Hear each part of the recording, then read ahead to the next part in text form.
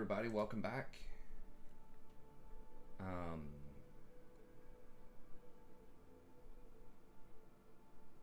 Oh, I just noticed there's a Venom 2 trailer just randomly popped up. What?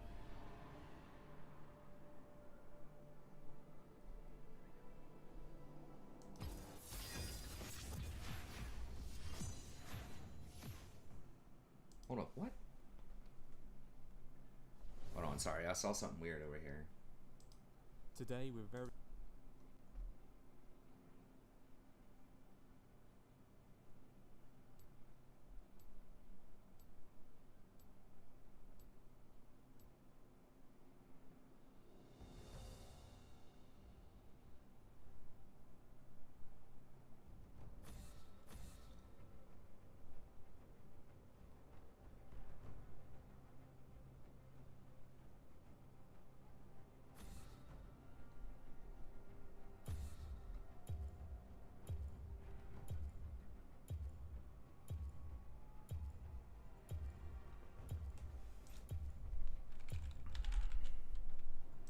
I just saw something with WoW. I'm gonna have to investigate. I just saw a video about it that is like a world boss reset token that maybe you could earn or buy. I'm not really sure.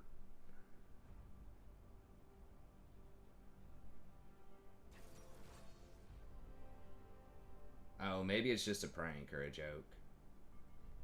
I don't know. Anyways, okay. I was going over there to try to create a post, just an announcement.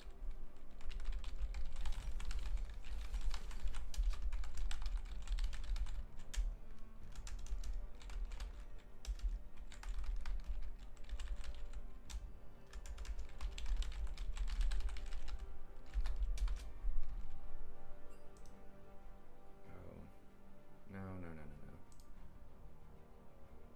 Okay. Damn it.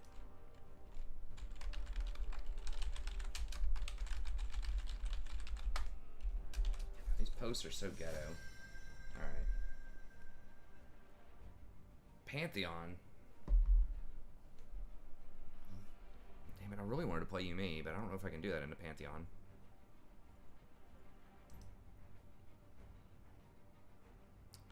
I mean, he could be in the jungle also, but...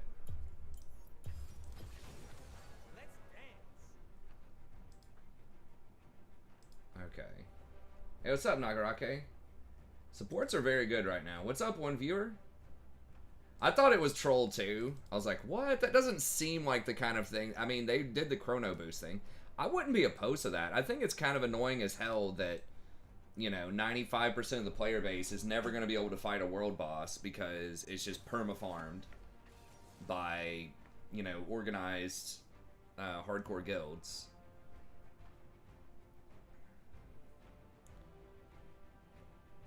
I think it should respawn faster, but you should not be able to get the loot from it. Like, it should respawn, I don't know how fast it respawns, but it should respawn in like a couple of hours or something, in my opinion.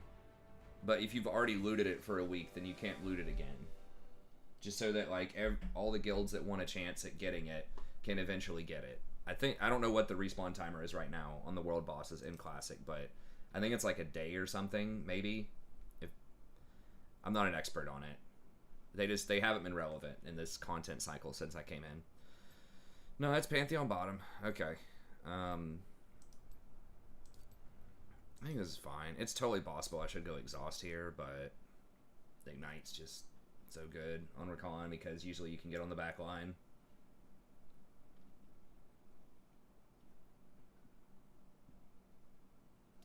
But yeah, I agree, Nagarake. I think the supports are quite good right now, if played correctly. I've been winning quite a bit in the last couple of weeks. We're making a bit of a comeback.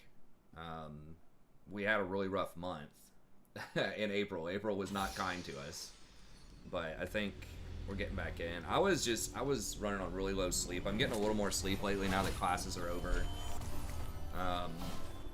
Maybe that has something to do with it. I don't know. I don't know what I'm gonna do, but I am gonna get in there. Also changed around some of my builds. I'm back to playing Recon, so that helps. And then I think the meta has just shifted around to be nicer too. I don't know. I still think Maokai's pretty good, but They're scared of darkness. They're scared of magic. They are scared of where the nerf to Rel is nice because she was good against pretty much everything that I like to play, and she was picked all the time. But I think more than anything, I've just been playing better most of the time. I still have some pretty bad games occasionally where I get baited into too many stupid things, but yeah. Oh, what's up, Dave? Minions have spawned. Saw you cranking, trying to get to level 60 before the patch goes down. But the right now.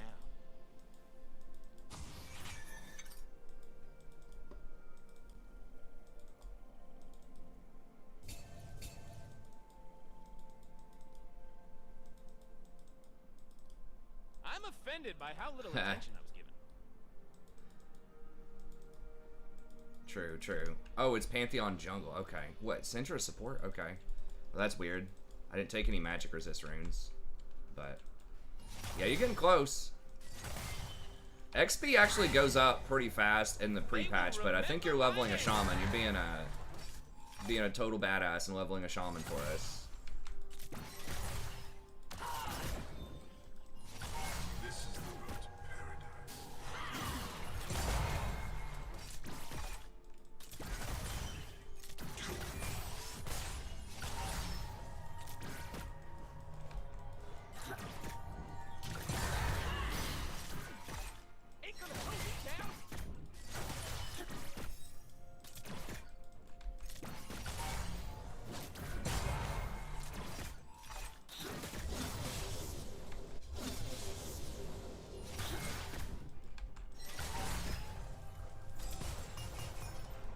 Is it taking so long to get back to the action?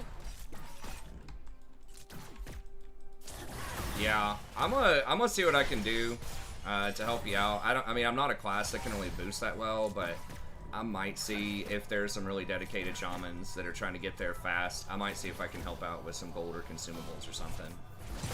I am gonna go. I need to get some trades in here.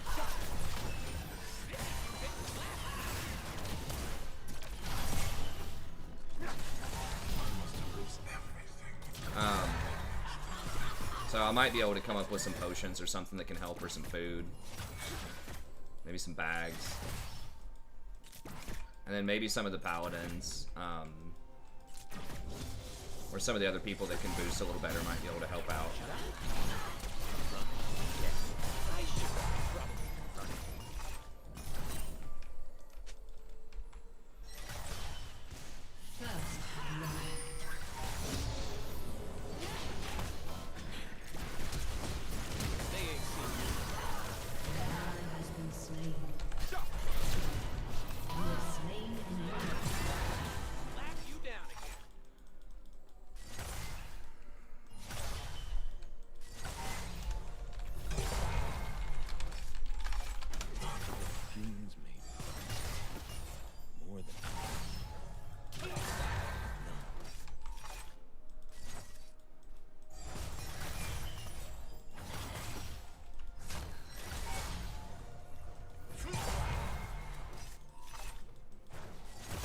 Magic.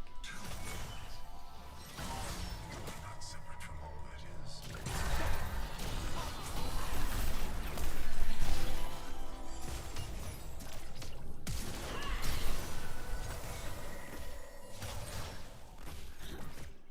I don't want a war.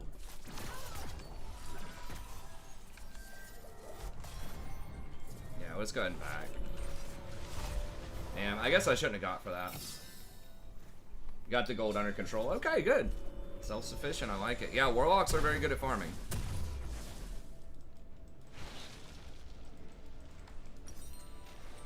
I guess we'll just go with this. Nothing. Bring it all. Kind of want the mana regen, but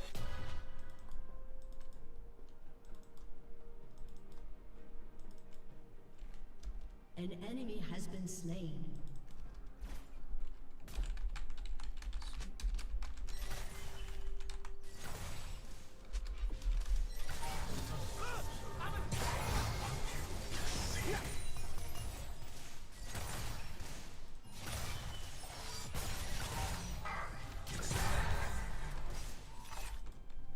At least you won't have to fight the launch day crowds, yeah.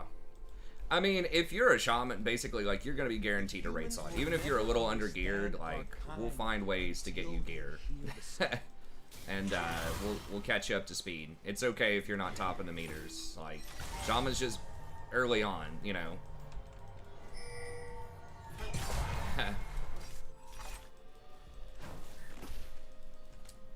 You just, you know, just bring so much utility to the raid, and we just really, really need shaman. So.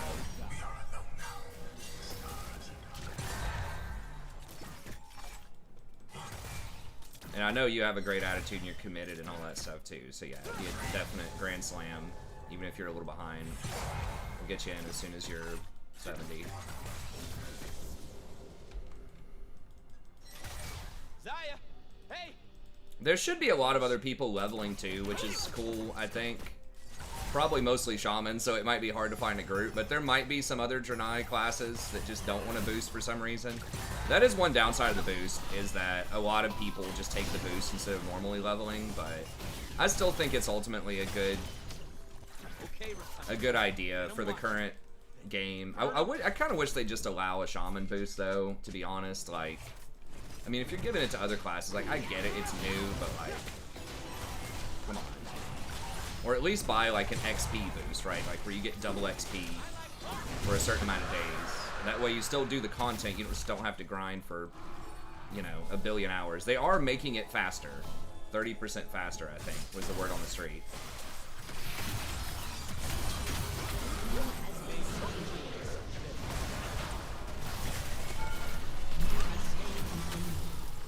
No! God. Yeah.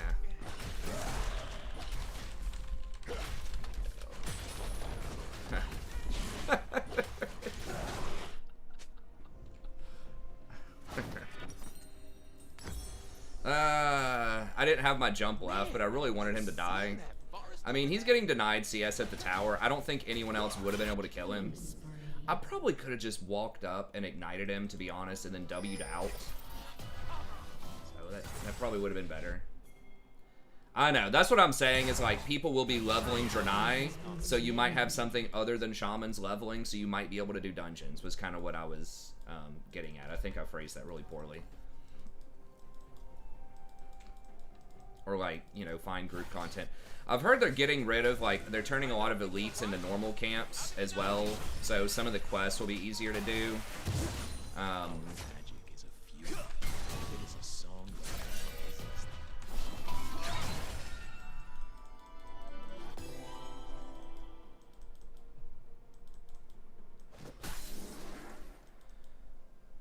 Some of the quests should be easier to do. Oh god, I should have pinged that.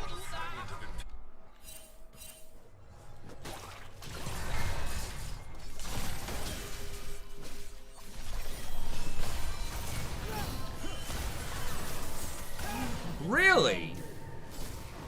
What the? She did 700 damage off of no items? That's literally 100% of my health. Well, not literally, but it's like 90% of my health. What the fuck? I've been kicked around since I was born. It's all right. It's okay.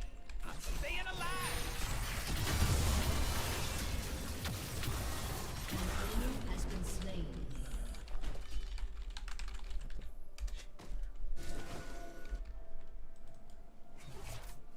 They will see my dance. Then they will know magic's joy. I mean, I guess she's got a small, like, come on, man. It's 40 ability power. I mean, I don't have any magic resist. I don't have a magic resist rune.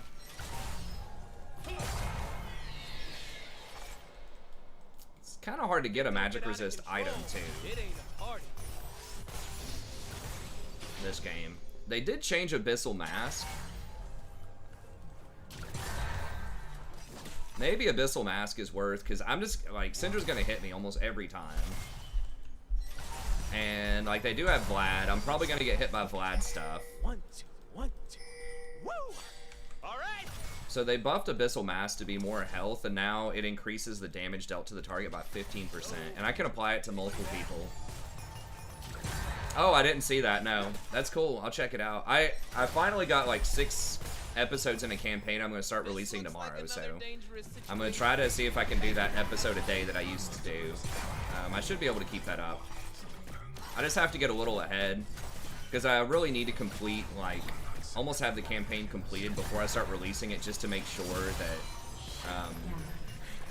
just to make sure I don't die on like the 3rd episode. This is my day. Yeah, because I mean, they have some relatively unavoidable magic damage with just Syndra press R and then Vlad, like, with all of his stuff. Even Kaisa does, like, some okay magic resist. Don't take a lot of words.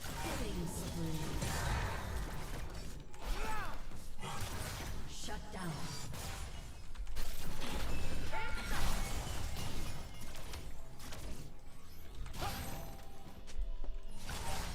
I dance because I'm free.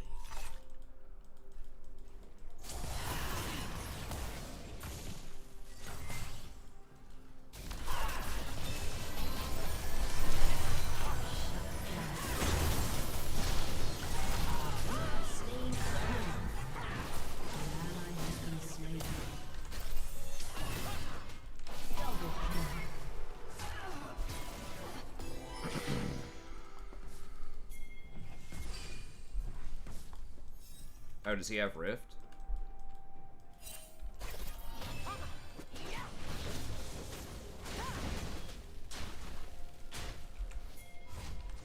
Dude, I'm too low.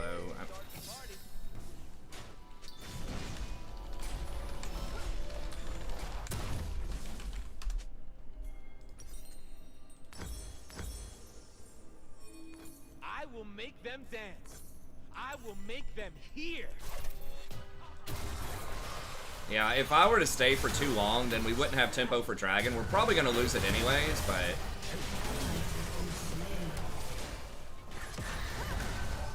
Without wild magic, we have no future. We have no future.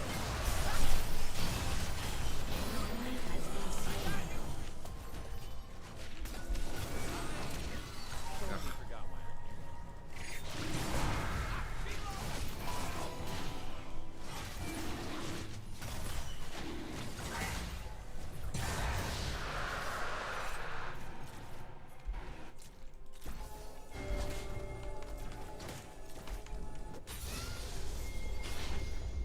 Alright, that's fine. Am I not magnificent? Turret plating will fall soon.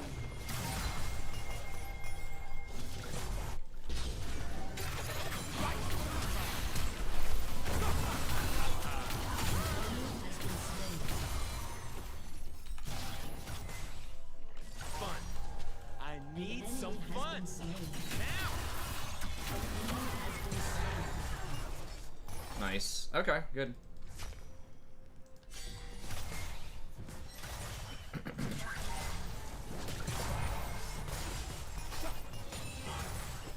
I don't even understand the plan. I trust it. How about the C9 comeback? I actually didn't watch it yet. I heard about it. I'm gonna have to go back and watch it. Didn't win anything, but MC was fun. Yeah, sometimes just doing the raids is pretty fun. It's pretty good practice too, just to kind of get in the hang of things a little bit. Some big group content.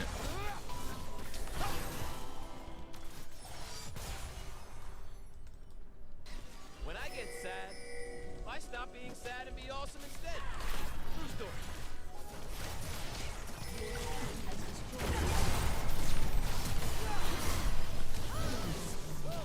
I feel good. Shut down. Oh, she mad or something. She dipped and mived. Nice, good. It's always good to see NA having some hope. Yeah, I think I might try this out. I'll do it for science here. You're only given a little spark of madness. I wish they'd lower the cost a little bit to make it 2,500 instead of... I mean, buffing the stats is cool too, but...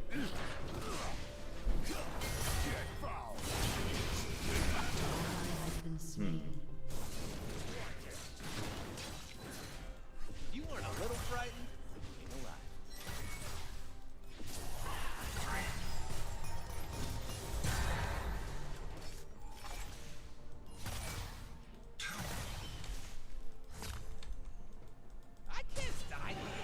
I mean, people can have bad games. I don't think it necessarily means that dumb ones washed, you know? It's kind of spooky. Okay, Darius is not actually that fed. I always just assume he's pretty fed, but... My cloak is. I mean, serious. Rude.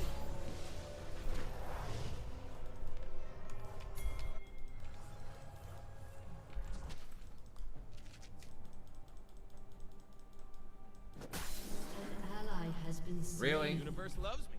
Come on, man. She could have had her ult still to ult over to me.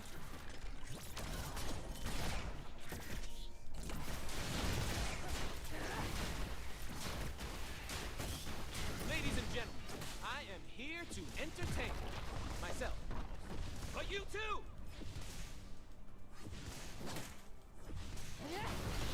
Let's let her have all the CS, obviously.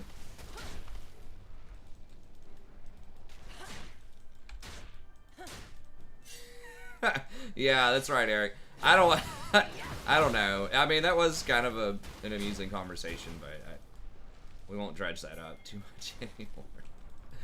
It wasn't because I took personal offense while I was like getting so worked up about it. It just like discredits the whole ranking system in general. That was why I feel like I always have to defend that a little bit whenever someone talks about. Usually it's luck. People say, "Oh, it's lucky."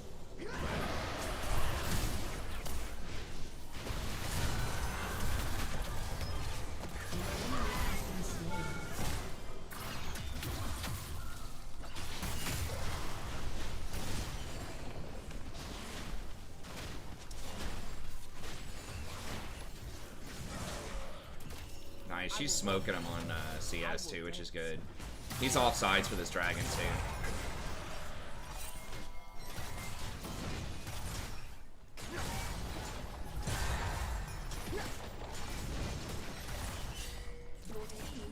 It's like, it's okay to be wrong, man. I don't know.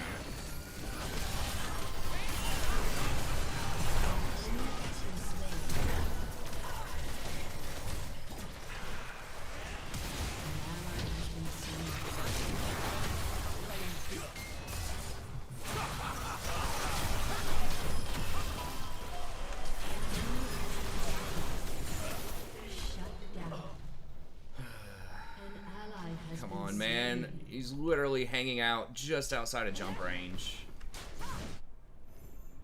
Damn it.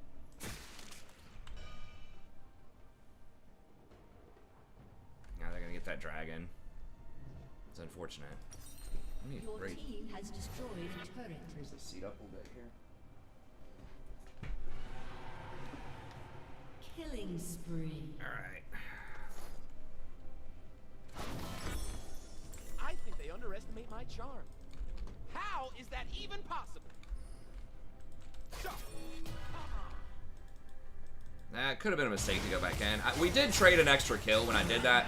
I think if Shyvana would have been close enough, it would have been a good move. I don't think we can get to that in I got a time. lady. I got a cause.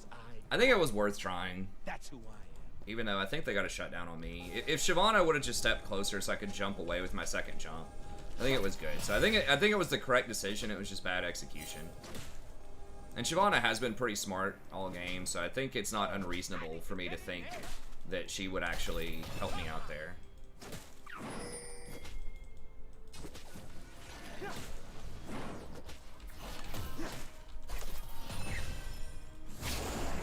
Magic is supposed to be safe.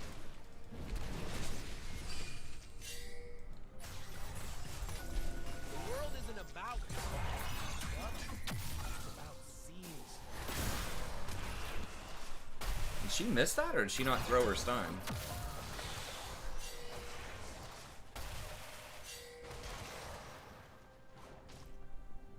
I don't want a world that's safe.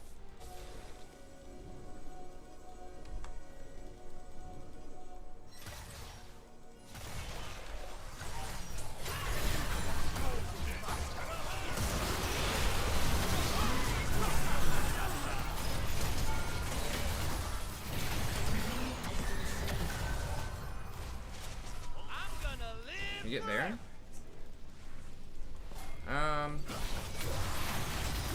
I guess we get one tier 2, but I would just rather get Baron, honestly.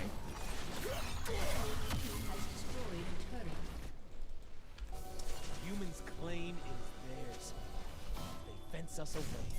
Cover their graves.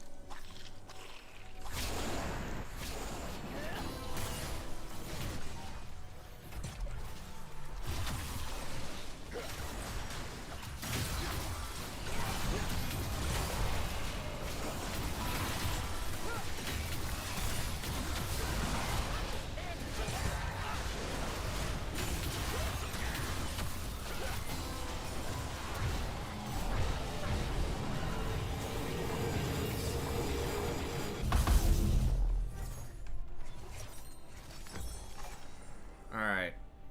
And then I guess I'll just get a couple of control wards here. Woo! Just wait. So into this. Your turret has been destroyed. So this is kind of a unique circumstance. They just buffed this like a lot, but just because, again, I wouldn't recommend Abyssal all the time, but because that Syndra and Vlad do so much magic damage that's difficult to avoid for Rakan.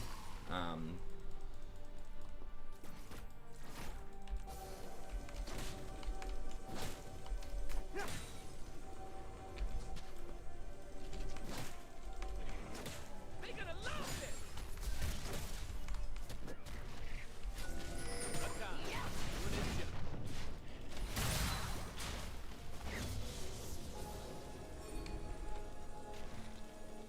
Danger is as fun as you let it be.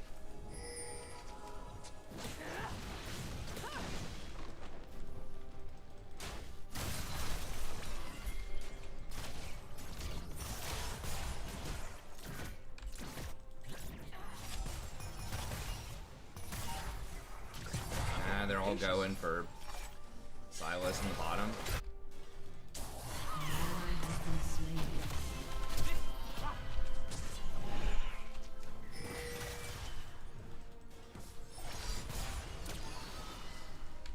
Your team has destroyed a turret.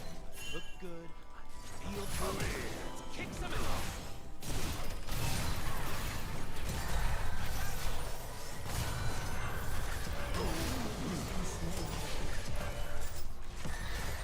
Oh. Almost. Jeez, Jin's blowing him up, dude. He has a lot of armor, too.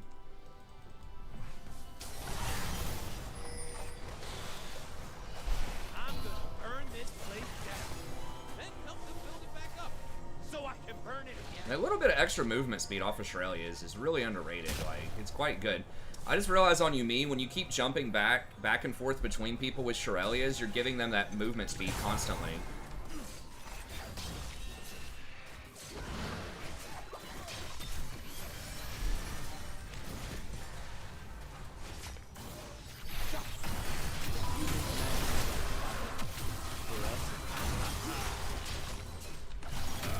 Has been slain.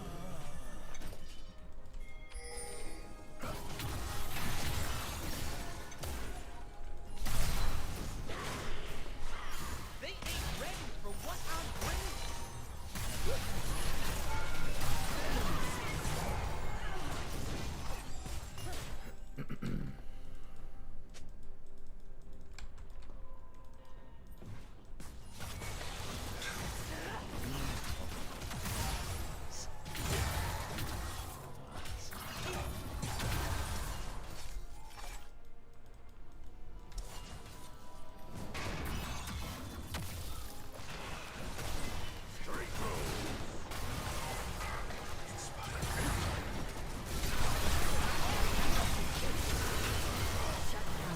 He got bled out.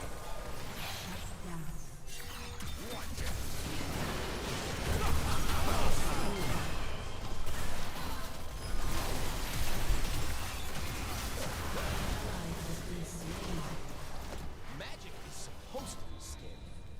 Love is supposed to hurt. Really? Oh my god. I guess I should have jumped that way and run. Maybe I could have jumped. Could I have jumped and E'd? Possibly. My Shirelia's was down. I thought he was going to land further over here. and then I could W and just walk out there, but he doesn't have dead mans or anything. I should be able to outrun him, but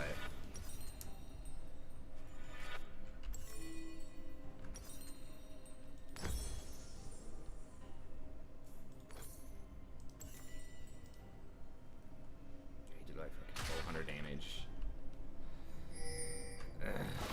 Yeah, I think I could have W to the bottom and then E twice and gotten away. Even if he stunned me on the first E. Syndra did not. Yeah, I mean, Syndra's bad. Like, she just has the same problem as a lot of AP champs. Like, they can seem really OP, like when she does 90% of my health early game, but if she doesn't, she even got a couple of kills. If she doesn't get super far ahead, her items are just too expensive. And she's just too conditional. Like, you gotta hit those skill shots. If you miss your stun, you're just dead. You know? You have no mobility, you have nothing else. A lot of it's just stat check, right? Like, does her ult kill you or not? I mean, there is some skill. Like, you have to hit your stun, you have to prep and get enough orbs on the ground. Like, there's some there, but if people just get some magic resist, especially as a support, it's really hard to deal with that. I have got to stop talking to myself. Damn, Versus something like Rakan or Yuumi just helps your allies scale. So when they start getting more items, then you improve them even more. Versus Syndra doesn't really like scale with her allies very much.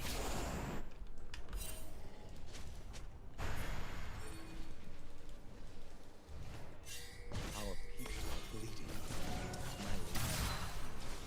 We don't have Silas. He does have TP.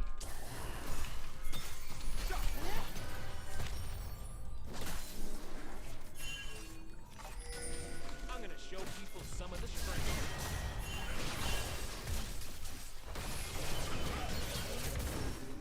Okay, he had to flash out. I'm here. Oh shit, I just noticed. Damn it.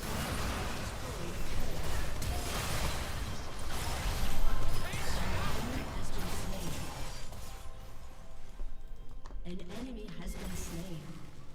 Can we just go get this? I dance because I'm free.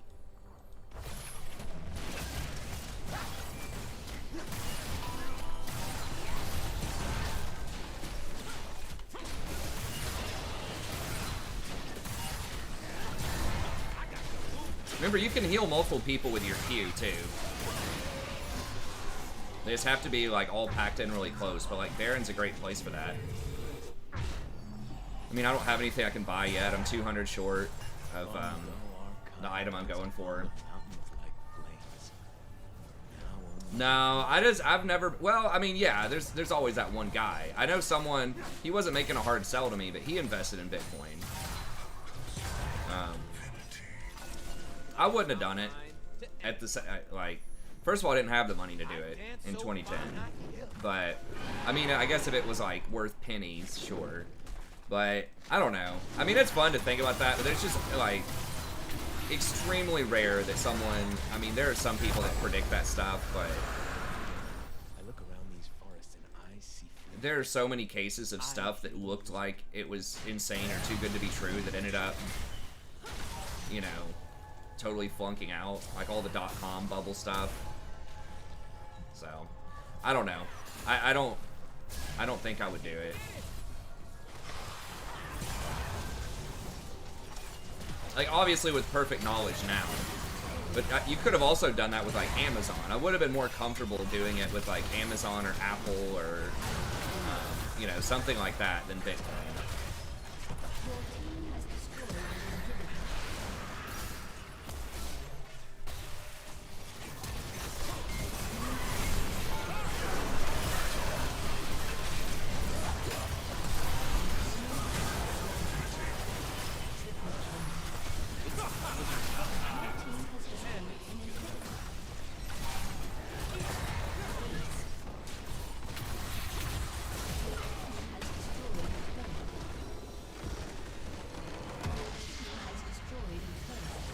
Yeah, I mean, but again, there's a lot of stuff, right? Like, you could have invested in Illumina or something like that, or like some, you know, gene sequencing company, or, you know, Twitter, or, you know, just any number of things back then that are like, you know, worth a lot now. Like Illumina, this gene sequencing, you know, company back then was probably worth like $2 a share or something, and now it's worth like $350 or $400.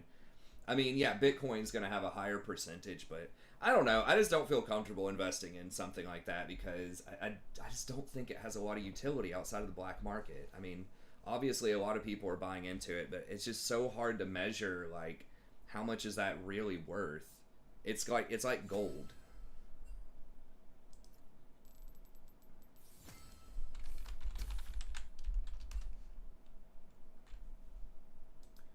Right? Like,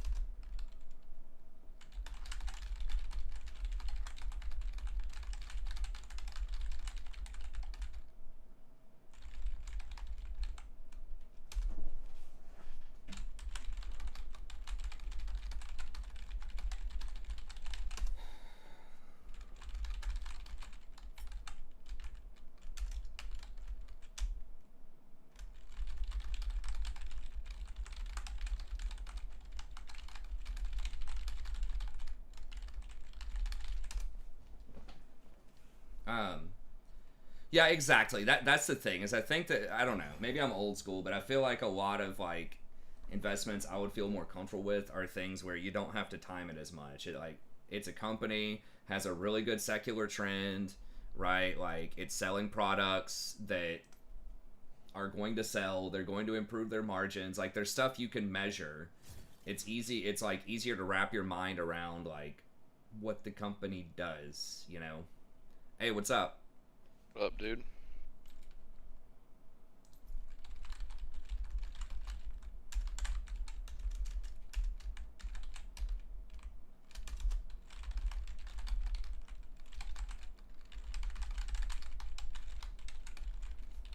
It like edits out baller. I think that's hilarious. I said, "What up, big baller?" to this other guy, and it edits baller. Why would it edit baller? It's so stupid. But yeah, I mean, maybe I'm an old fogey. I'm not super old, like, I feel comfortable with options because you can measure that, and again, you're putting those against companies where you understand what they do. I invested in gold back in the day, like gold mining companies. I would rather invest in a gold mining company than actual gold, because again, it's a company that does stuff that you can measure, but yeah, I don't know. I tell you, every time I've tried to invest in something that's a smaller, like, you know, growth stock, and by smaller, I mean like less than $50 billion market cap. Anytime I've tried to invest in growth stocks like that, those are the things that have burned me the most over time. It's like, oh, you know, there's this new cybersecurity company like FireEye. I invested in FireEye back in the day, and you know, that was back in like 2014 when there were all these like hacks on celebrities and all these other places, and they were like the go-to cybersecurity company for like the government for some of these governmental hacks. And I was like, okay, they've got a unique product. You know, I listened to their conference calls. The CEO made a very compelling case. I was like, all right, they look kind of unique and good in this space. And then they went from like, when I bought it, it was like 40 or 45 a share down to like 14 off of virtually no news, as far as I can tell. They just didn't perform. Like, there was no like super crazy scandal or anything, and that's where they've stayed. You know, pretty much all the other major cybersecurity companies, Palo Alto, a bunch of other places, are up a lot, and that's down. So if I would have just gone with the big ones, you know, it would have been safer. Same thing, I was watching Kathy Wood stuff, and she did very good last year, and then I invested in like telehealth or whatever, and it has a good story behind it, right? it was up a ton last year, and it's like, okay, people are going to be doing more medicine from home. It's getting more sophisticated. Doctors are feeling more comfortable with it. Patients are feeling more comfortable with it, just for standard kind of stuff where you don't have to do blood work. And instead of going to WebMD or something like that, you can have an actual conversation with a doctor. Like, it's a really good idea. And they were one of the first people to do it. And so I was like, okay, yeah, this sounds good. You know, and then I bought in on it at $300 a share. Now, not a lot of money on these things. And now it's down to like $160 a share. So, you know, anytime I try to do one of these growth plays, it just like, you know, you always wish you got the Netflix or the Google or whatever, but a lot of times you'll end up with the telehealth or the, you know, whatever else. Now, maybe it goes up again in the future. I don't know, but those are just like the stuff where I've just had nice steady returns, or just like the big cap stuff where it's pretty easy to understand what they do. You know, one of my best stocks this year is just Caterpillar. They build shit. China's building a lot of shit. All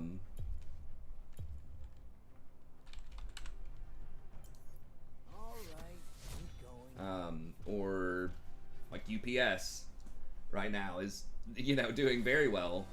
Because oh yeah, it's right. It's like, okay, people are doing more e-commerce. They ship shit, and they're like the best company at it probably. And they've got a lot of new sort of technologies and stuff coming online.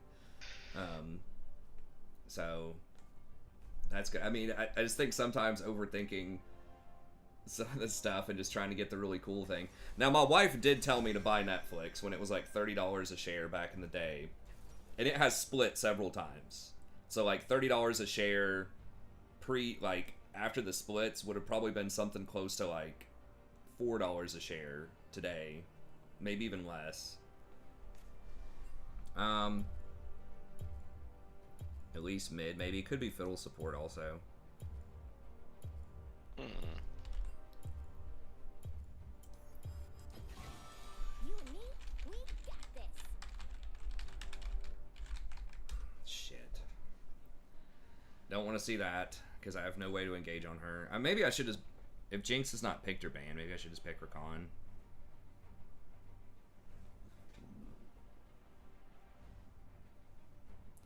Exactly. But yeah, I mean, she, you know, she was telling me about Netflix. I just got too caught up in looking at the valuation. It was like 300 to 1. His PE ratio was 300 to 1. It literally, like, made no money for a very long time. Same thing with Amazon. Made no money on paper for a very long time, but had a superior this is product. definitely a blue cane game. Oh, yeah. Nuclear one-shot game. I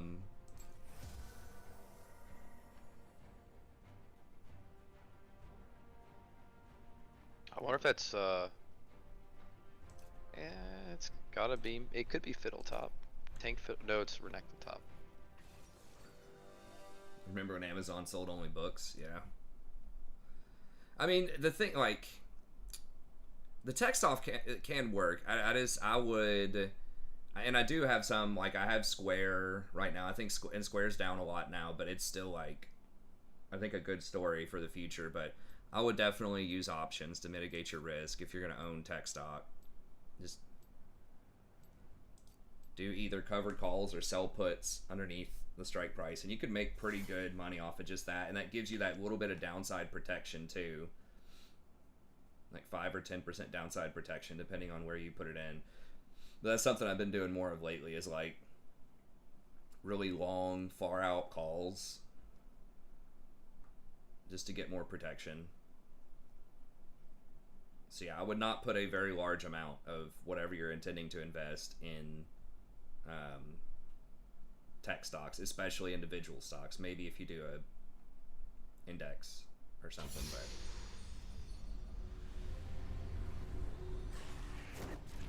yeah, my best stuff over time has just mostly been larger cap stuff.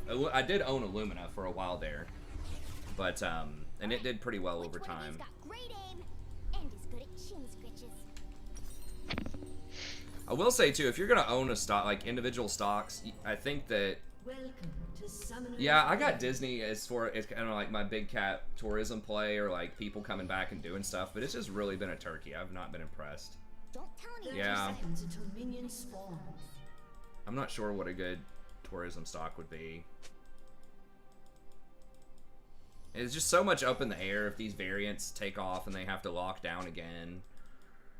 If something crazy spawns out of, you know, Where's my India. fishy fish for my I mean, it's basically you're getting a dice roll every time, like billions of these dice rolls when this virus like circulates around. That you're gonna get a mutation Minions have that makes it spawned. way worse, and you're getting, you know, millions and millions of people with billions and billions of dice rolls, and all of a sudden, you know, that 1 in 10 trillion chance that you get some crazy ass mutation doesn't look that improbable anymore.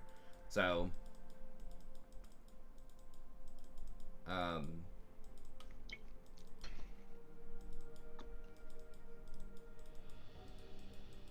The expert huntress stalks the battlefield. but I don't know. We'll see. Bro, did you see if you've been vaccinated, you get in a drawing to win $1 million? No, I didn't see that. What? Yeah. Who's sponsoring that? I have no idea, but I saw it, and like, Roman showed us on Twitter that if you've been vaccinated, you get a chance to win a drawing for $1 million. Let's see. And then if you're like 12 to 17, like you get a scholarship to college. I get so sleepy. Oh, I see. It's an incentive to get the vaccine, dude. Yeah. It's nice. Yeah, I think Disney's probably the safer big, but they just haven't been doing super well, and they just had their main guy. I forgot his name, but he retired. I think he's still on the board, but it's usually not good when you have an iconic CEO that retires, but... Oh, Ohio governor is sponsoring the vaccination. That's what someone said in chat. Ah, I can tell you wanted a brave and powerful warrior by your side.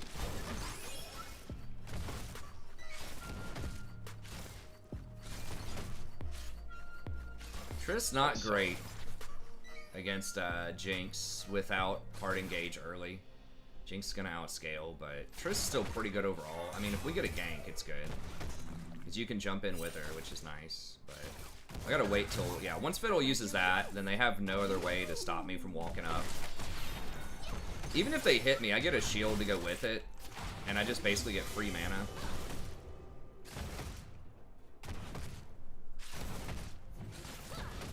Yeah, exactly, the Elon Musk effect. Dogecoin stuff. Oh, okay. What? Alright, well that... that tricked me. First blood.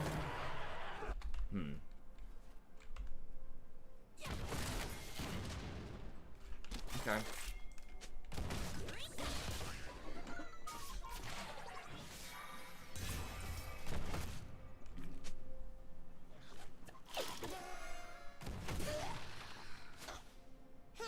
They did nerf Jinx, but she's still really good. I think she's still the best ADC, especially at Platinum and lower. I think she's even seeing pro play. I haven't really watched a lot of the tournament. I need to catch up. An ally has Been been doing other slain. stuff.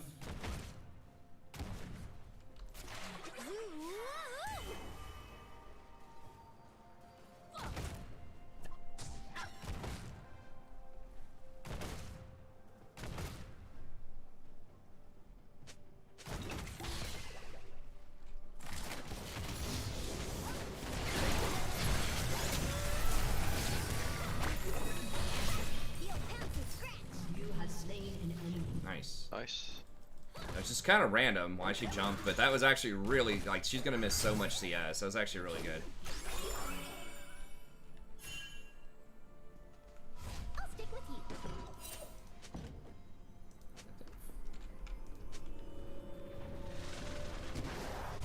Where's my fishy fish dish?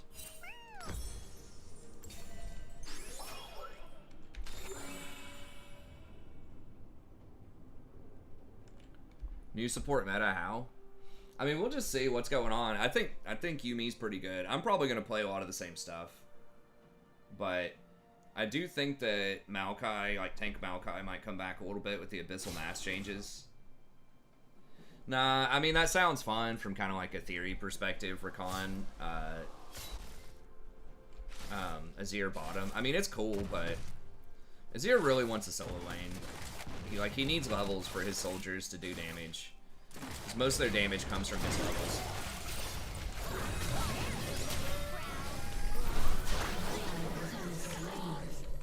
You have slain an enemy. There's so many minions there. That was kind of a bad call.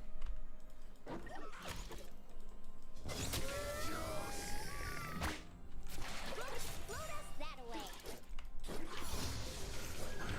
ally has been slain. Damn.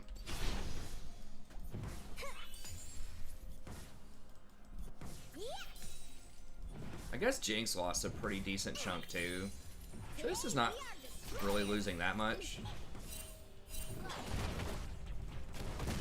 We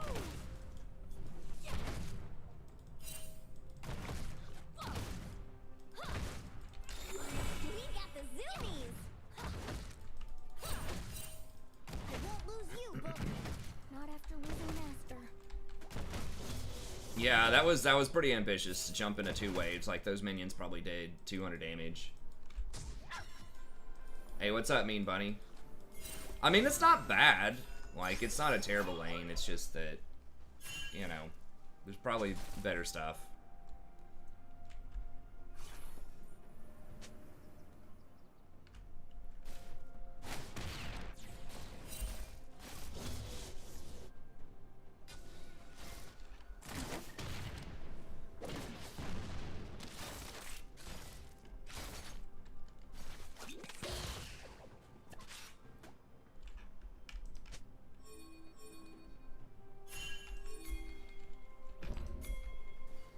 They're there, man. Come on.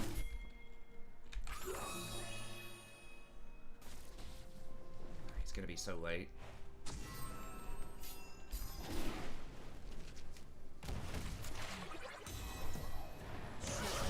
Are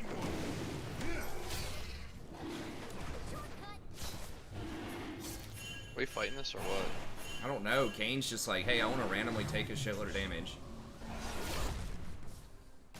I guess we're giving it up. That was... I don't know who the hell aggro dragon there. I mean...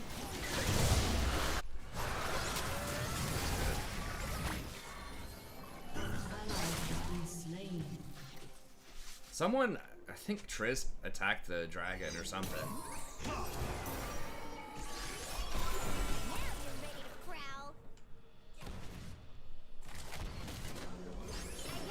Hopefully Jinx doesn't level up here. Let's go! Jump!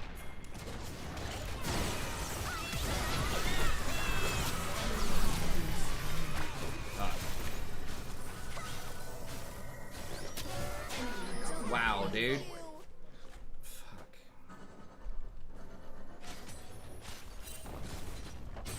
How did Fiddle get 6 before Jinx did? I guess he got that wave and she didn't. I just saw that she was 5. And I thought he was also 5. We've got 6 left. Or was it 5?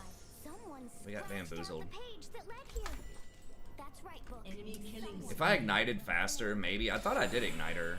But I guess I should have ignited immediately and then ulted.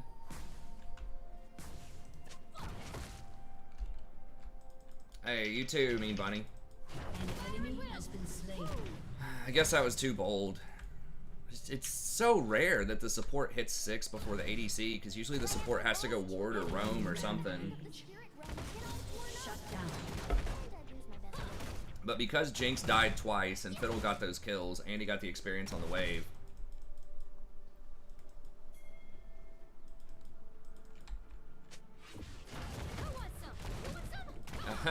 I got you, Dave. Yeah, that can be rough.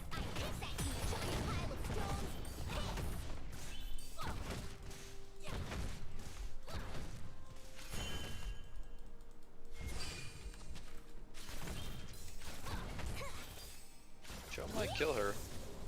Maybe. Oh, yeah. Oh,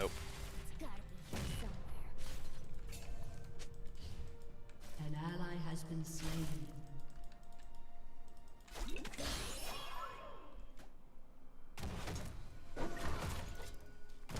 Missed that.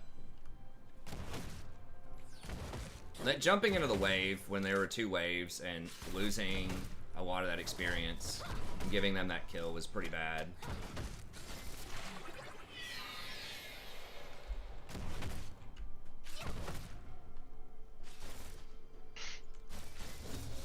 I guess not properly tracking Fiddlestick's level and telling Triss to go in was also sort of bad. I have the best game in the spirit realm. She doesn't have cleanse yet. I probably need to get a Mikhail's second. Because they have Zoe Bubble, Elise Webb, and Fiddlestick's Fear.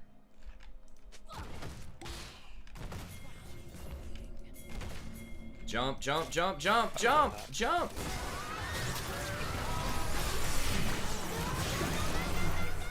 Enemy double kill. Wait, what? How?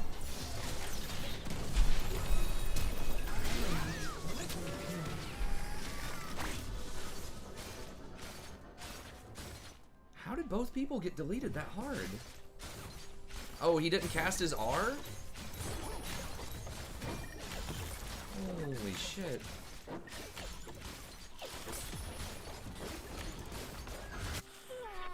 it time to save the world again? Where's my fishy, fishy fish for my dishy, dishy dish? An ally has been slain. No, he doesn't. What? An ally has been slain. Your turret has been destroyed. Where to, book?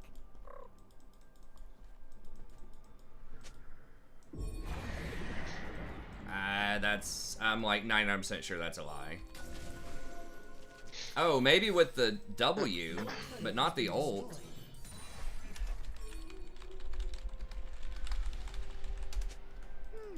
Today, should I follow my head, or my nose, or... Oh! Sunbeam ahead! Let's chase that! I think he fucked up. Fiddle would not have feared him either if he just immediately ulted the Jinx instead of trying to save it to last hit the Jinx.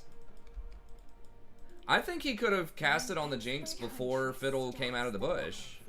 I mean, I guess maybe we would have lost anyways, but... I think we screwed up.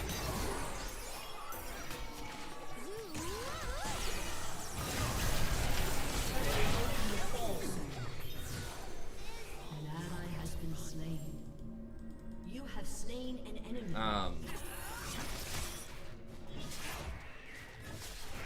He's okay. I mean, as with most AP champs, you know, if you get ahead early and you get the gold to support him, he's good. He does have a lot of CC, so that is better than, that's better than Syndra in my opinion. And there was just a buff to the, item that it looks like he's getting. The, what is it? The thing that does the true damage, so... Yeah, he probably is a little bit better if you get that item early. I do. It just kind of depends on the matchup, but yeah, we got to get him Mikhail's, I think. One stump high and 10 stumps tall. Vandal gonna show that way.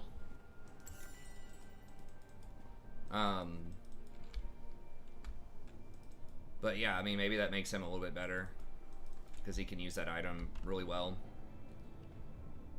It is still expensive. I think it's like 3,200. Save my friends. No one notices. I mean, like, if I was Rakan, we would have absolutely dumpstered him in lane. It's just like Yuumi is a really bad matchup into that type of champ. An ally has been slain. You have been slain. An ally has been Oh slain. my gosh.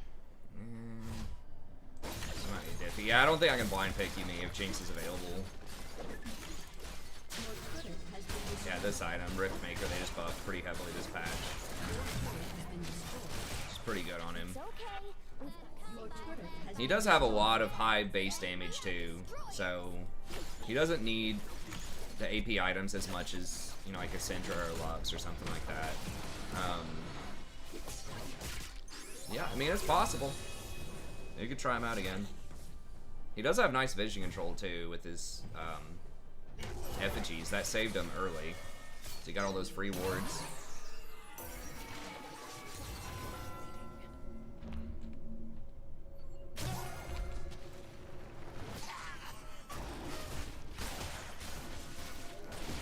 Just don't know if we can actually win this.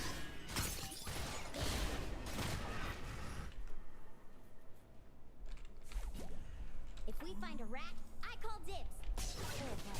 Or But, I mean, I still think Yumi's really good if you have the Jinx or the high scaling champ. But she's particularly weak against stuff like... Fiddle's just such a weird pick, but she's weak into Fiddle. Because she has CC. Or Fiddle has CC early, and you just can't pressure him. So you can start taking over in the mid game. She really loves to go against, like... If you have a high scaler and they have, like... a tank or something. That's ideal circumstances. Very good in a tank ward type of meta. Place wards before pushing mid. Yeah, I mean, of course. But it's hard to place wards as Yumi. That's another thing, is like you have to have very good vision control.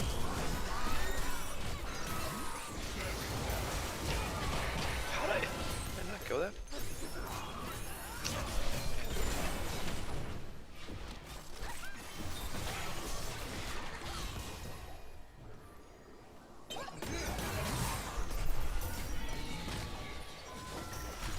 I was hoping Kane would go in and kill the Zoe. She doesn't have Hourglass.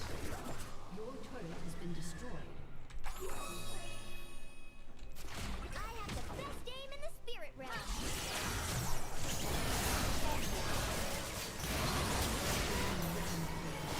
Trish is like AFK or what?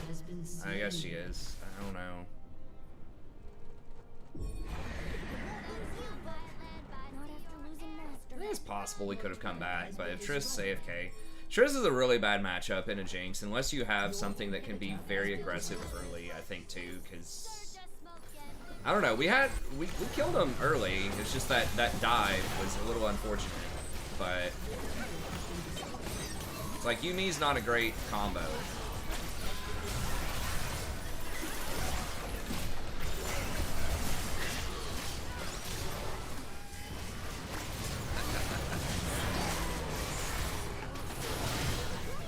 I probably need to just ban Jinx if we're not a really early pick. And then just blind pick for Rakan. Like if I was Rakan and I just W'd and knocked up one of them in the laning phase, we would have just murdered them. But with Yumi, I can't do anything, so... Kind of like a better Janna from back in the day. If they have higher scaling stuff, it can feel pretty rough.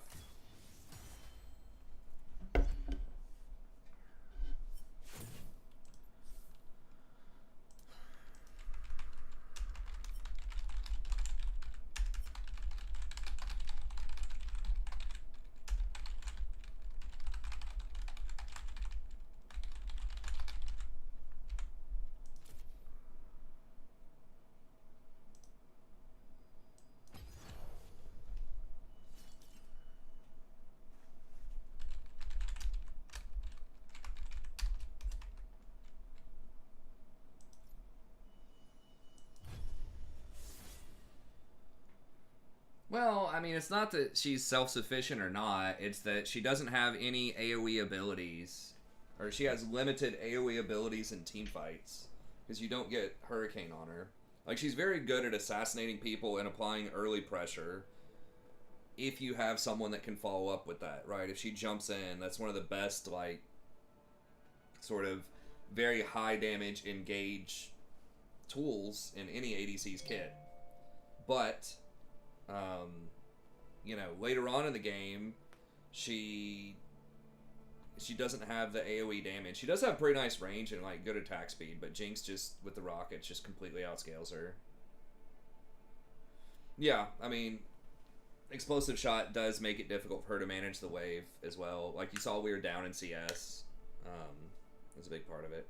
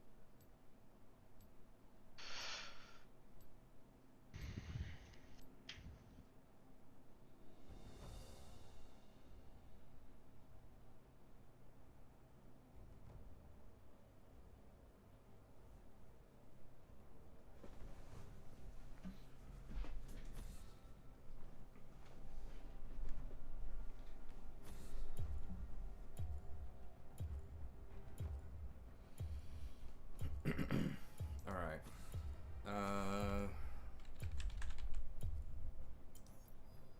Your worst decision will haunt you.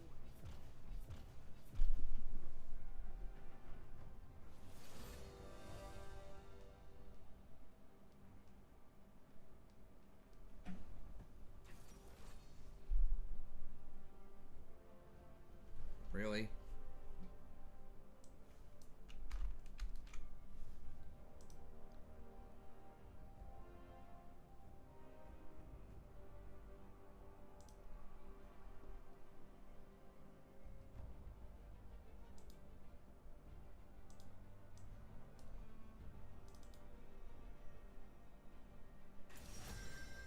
Oops, not Braum.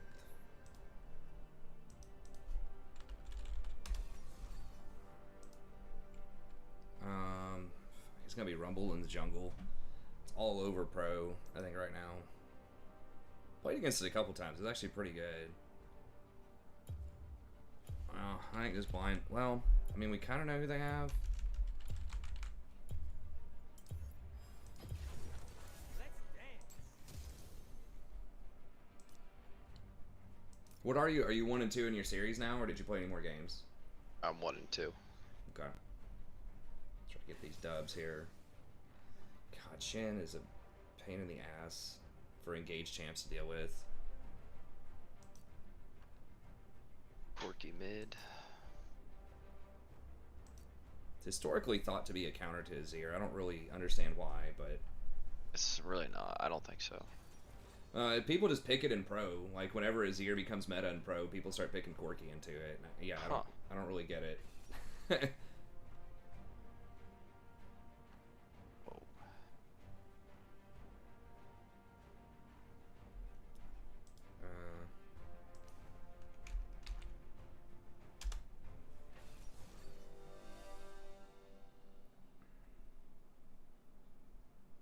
I don't know why the Kane top. What is he against? Shen? Is that Rumble jungle, you think? Yeah. Yeah, he's getting played a lot in pro. We'll wait a second.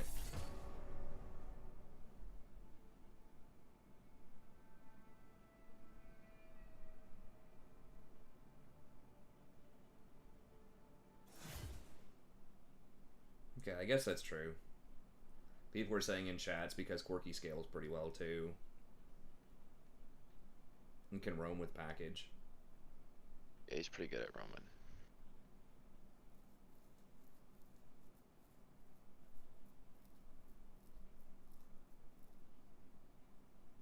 I guess he is pretty mobile. Yeah, I guess he's safe, right? Like if you pick Cassiopeia, who also scales really well, or Ryze, they're easier to gank. Maybe like people don't normally pick Corki because he can get pressured early or something, and Azir doesn't pressure him that much early. Right.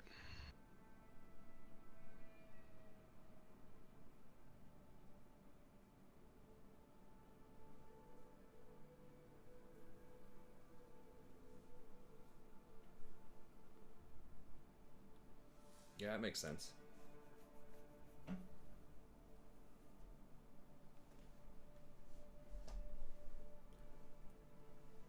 getting hyped, dude. We got that TBC pre-patch coming up. Yeah, next week. Yeah, next Tuesday. Yep.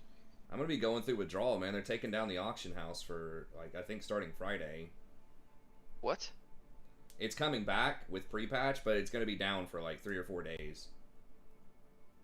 I don't know why. It was something about how they have to do the server transfers and all that stuff. But I'm gonna be sitting here having the shakes. Like I gotta check my auctions, man, and then they're not there. Basically playing the Azeroth stock market game for. That's pretty much all I've been doing because there's no point in doing anything extra on my priest right now. I'm just waiting on the druid. I mean, the best thing I can be doing is just getting gold. Do I think I'll ever play the MMO Riot is making? If it's good, sure. I mean, I would like to try to play more MMOs, potentially. If somehow I could get an audience, I'd love to try, like, Final Fantasy 14 as well. I really Riot's need... making an MMO? Yeah. Oh. It's word on the street, but it's probably going to be years out. They take forever to develop, but... Yeah, one of the lead designers, or, like, the balancer guy, I don't know, Mark Yetter said he was going to go work on the MMO for the Horde. We were playing Horde for a little bit. To be honest, I didn't care that much, but a lot of people, you know, said they wanted to try out Alliance, and so I didn't do Alliance back in original TBC, and I think Alliance are better at PvE and raiding, primarily because of Draenei and humans. But Horde's still, like, pretty good. I mean, it's not going to matter that much. Like, you can still clear the content either way. But Horde's better at PvP. Probably. Depends on which class you are. But a lot of classes, you know, Undead's probably the most OP for PvP.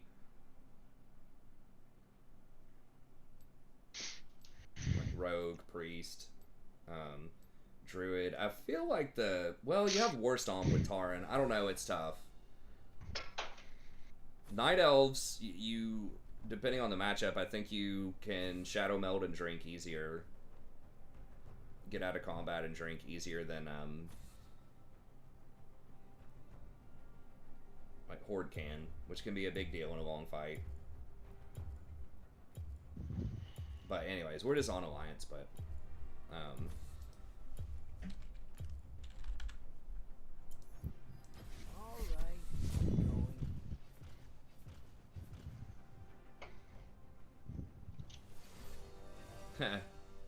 yeah.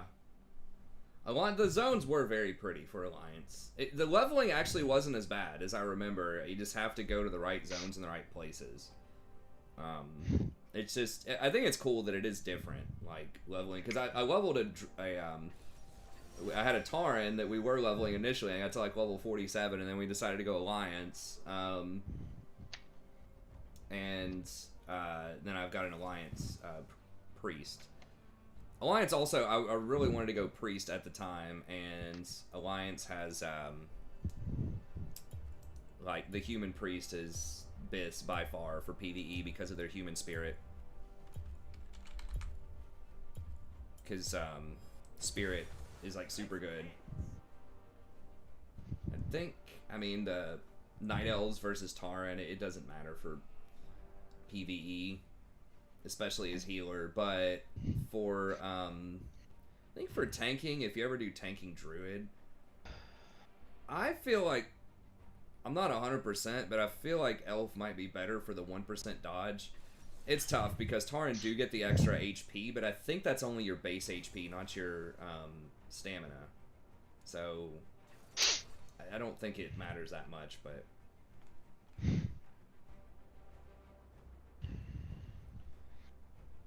Why do I wait till the last second? Well, usually I'm talking, first of all. But second of all, just to get the most information possible. Usually the allies, like my allies also waiting a little bit.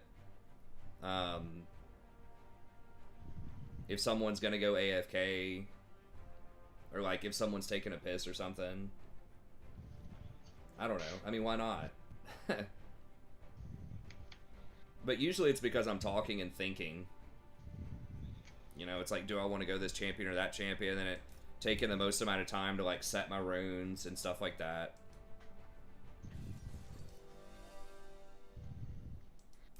Well, so we're against the Yumi. Fun.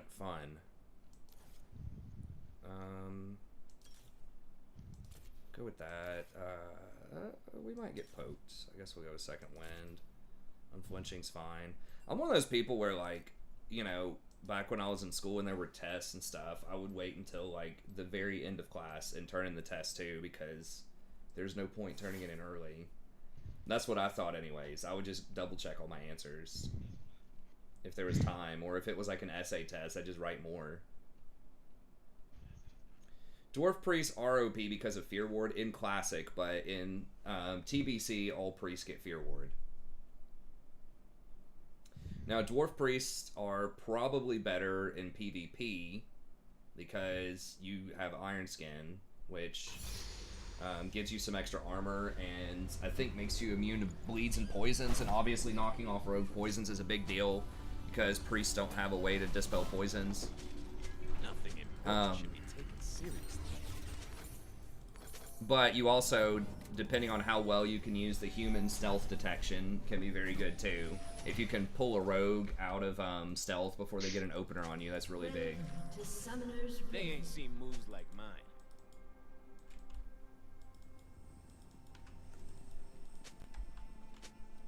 "30 seconds until minions spawn." Yeah, they do. How old am I? I'm mid-30s. I think they underestimate my charm. How is that even possible?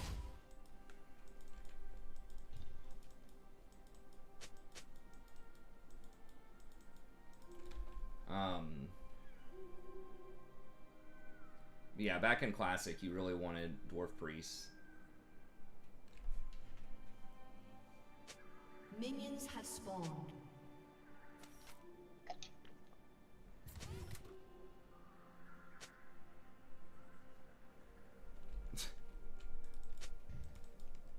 Oh my god. He's played so much Azir. He's been playing the game for however long, 6 years. I can't believe he's played 3,000 Azir games in 6 years. That's insane. Dude, that's like an Azir game every, like, 5 days or something on average.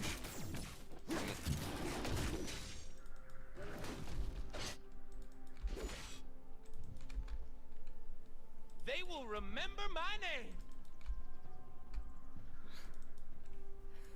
Hey, thanks, man. Glad I could make your day. Yeah, I try to keep it real for being a little older. Sometimes I'm a little out of touch with current trends and such, but Offended by how little attention. I feel like I can. A lot of people on the channel are a little bit older too. Not everybody, but like my average age demographic is definitely a little bit older, and I think that's cool.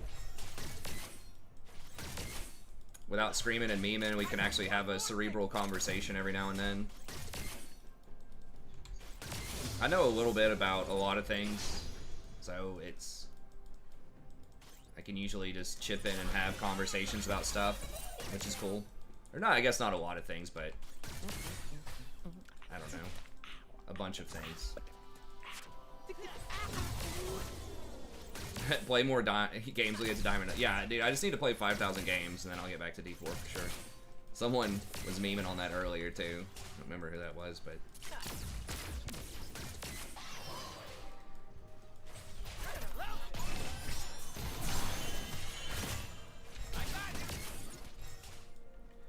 You just gotta hit them every now and then. I mean, first of all, you just want to do something with your mana and get some damage, but second of all, so you get your stacks.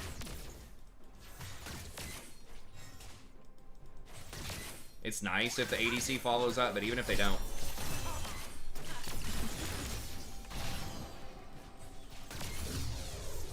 Fortune has no interest in following up, but... Maybe I should have just hit the Ezreal. Me?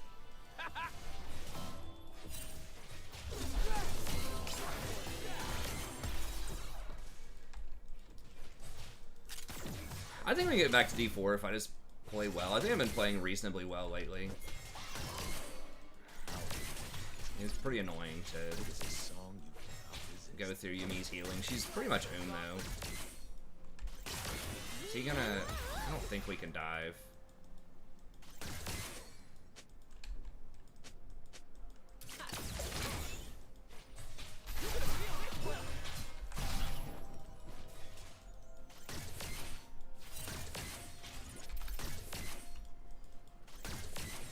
Yeah, Ignite on GP is pretty dumb, in my opinion. Like, you're not gonna win most matchups early.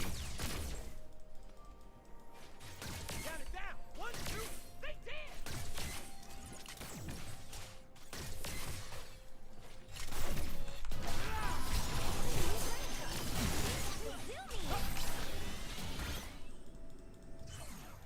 Yep, I'm amazing.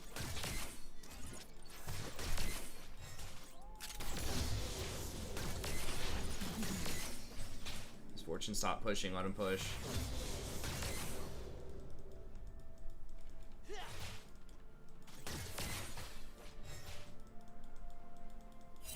Fun. I need some fun. Now.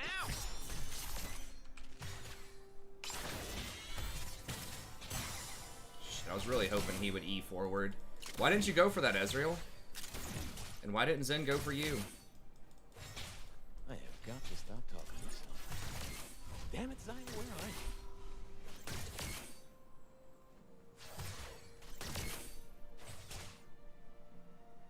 God, he's spending so much time here.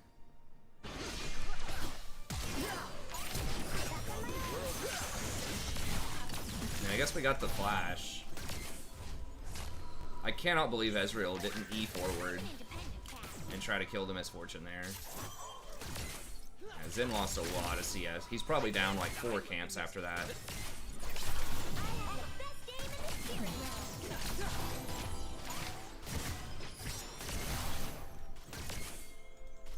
Alright, yeah, maybe we just get Dragon off of this.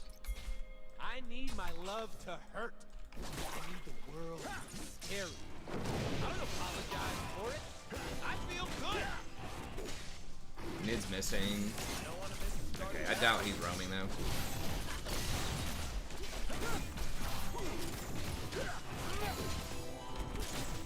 Okay, Ollie's top. Yeah, he's down a lot off of that botched gank. Well, Name one genius that ain't crazy.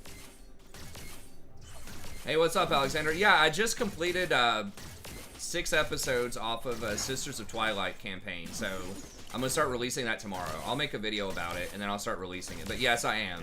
I'm gonna start doing it again. Finally, I got everything done in the semester, and I'm kind of caught up in WoW for now. So yeah, I'm gonna do that, and then I'll probably do the Dark Elf, the new Dark Elf guy after that. And then, yeah, I'm definitely going to do Warhammer 3. But I'm still going to try to release at least an episode a day of Warhammer 2. And get caught up, so. Yeah, sorry I've kind of fell off the wagon the last couple of months in that. I was just trying to do too much. Wait to see what I'm gonna do. Yeah. So I appreciate you sticking with me.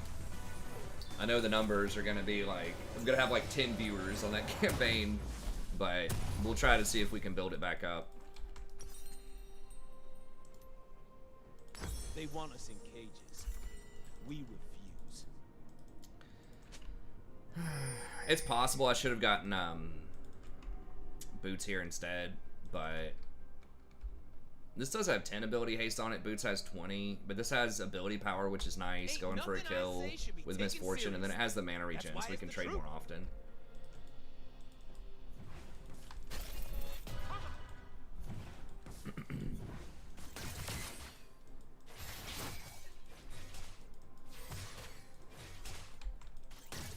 Yeah, I'll see if I can release that around like noon tomorrow, and then just schedule it and do like maybe just noon every day for an episode. So my goal was to get back to 1 Total War. Oh, look at that baller. Try it. Get back to 1 Total War per day, 1 League video that's not a stream per day, and maybe 1 WoW I video dance per day. because I'm free. It's ambitious, but I think maybe I can do it if I plan ahead and schedule my time well.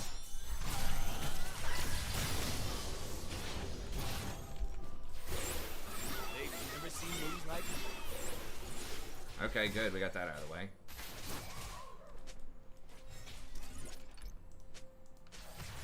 Do they have... Okay, so they have exhaust ignite. Ugh. Damn it. Should I be running? They don't have flash. Probably running.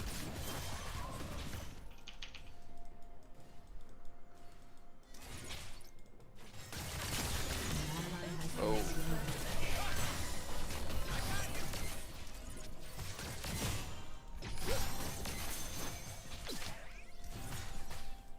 I can't eat too many of those Qs for her, though. Gotta get myself piped. Okay. 1, 2, 1, 2. Woo! All right.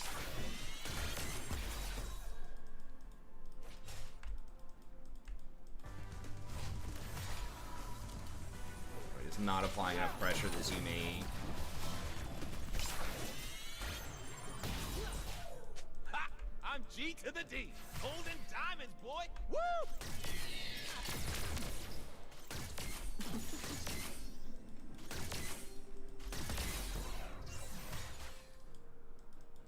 God, we're gonna...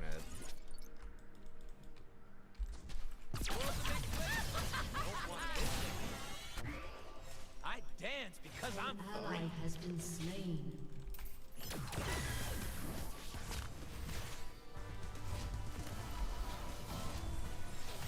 That was a fail.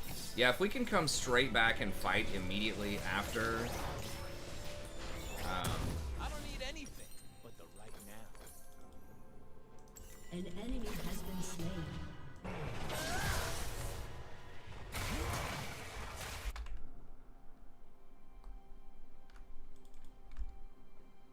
Hey, what's up? What's up, Safe? Good to see you, buddy. Seems like a lot of work, though. It is, but, you know, that's just what I need to do if I want to grow the channel up. It is summertime, too, so I do need to be working on my dissertation more, but I think I might be able to do it. Let's see. I will walk in. I will dance. They will part. Okay. Okay, she doesn't have ult.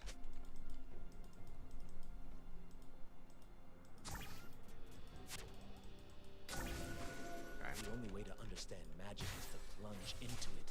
Move with it. Dance. and Wow, he has a dance. completed Essence Reaver? The fuck? How is he that far ahead? He has no kills or assists.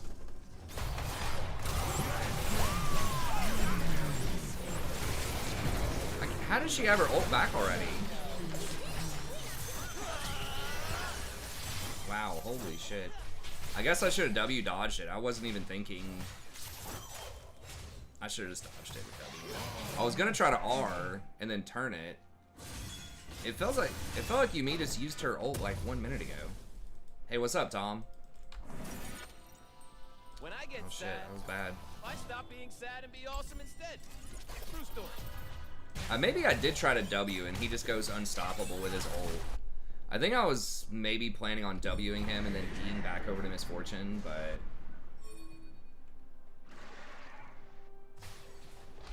Athene quit. Did he? I don't know. I mean, where's he trying to get his channel? Wasn't he already, like, really popular?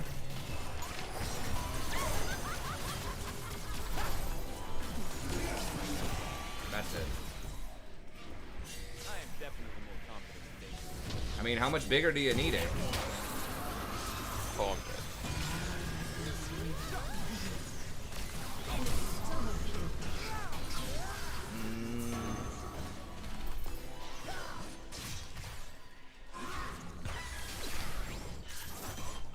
GP has his ult. Oh my god. Alright. Alright, bro. After everybody's dead, he tries to snipe a kill in the bush. Turret plating will fall soon. You seen that forest over An there? enemy has been slain. Said it was like a 20-hour-a-day job. Well, like, when you're that big, when you're making that much money, hire an editor or something. I mean, I don't know his situation, but it's like Look right, outsource some of the stuff. who's right. Time to show it. I mean, I don't know how big his channel was, but isn't it like in the millions though?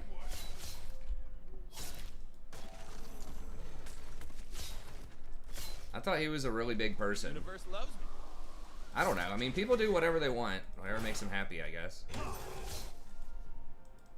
I mean, it can be stressful if you're really trying to grow and everything. But I mean, what's his alternative? Retire? Or is like he gonna go work at McDonald's or what? Like, danced upon the mountains like flames. Now only the embers remain. I don't know. I mean, I guess if he doesn't like it, he doesn't like it. But you lose your audience, and it's very difficult to get it back if you go away for a period of time. So you better be damn sure. I think sometimes people can take their audience for granted as well. I'm guilty of doing that somewhat too. I think a lot of content creators are, but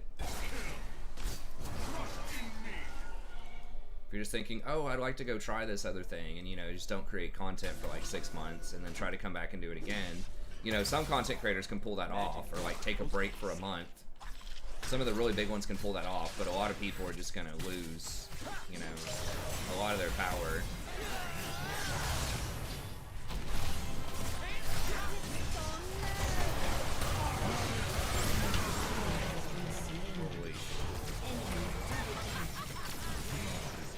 Yumi really does feel kind of unstoppable.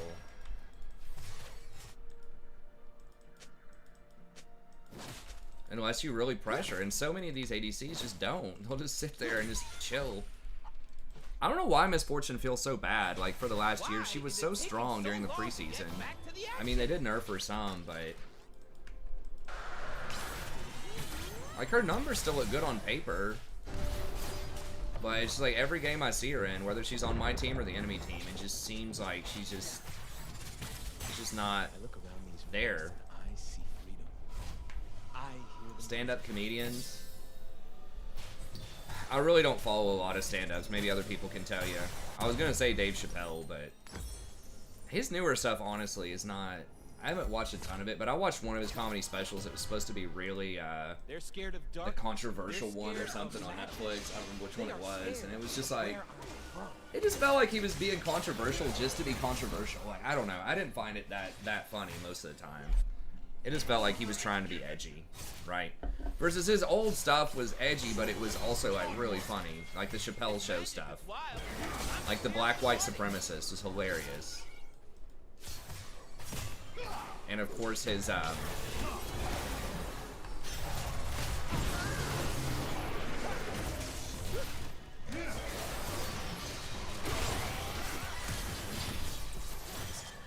just cannot hurt him.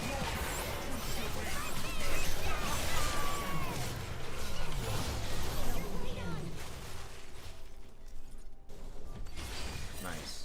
Or the the Wayne Brady. The Wayne Brady thing was hilarious too. I love that. Oh my god, really? Wow.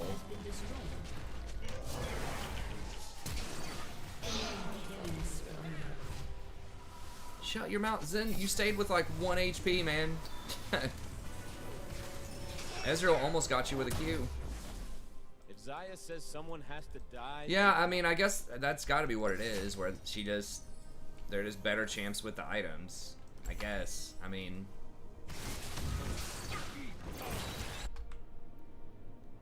I think a lot of it is just there's so many bruisers and high mobility champions that are strong. But there are other teamfight champions, like Rumble's really good right now, and he's a teamfight champ. So, I don't know. Yeah, I really like Chappelle's older stuff. The Wayne Brady thing was awesome. The Black White Supremacist. Trying to think of his other stuff. I mean, almost everything back in the Chappelle Show era was pretty good.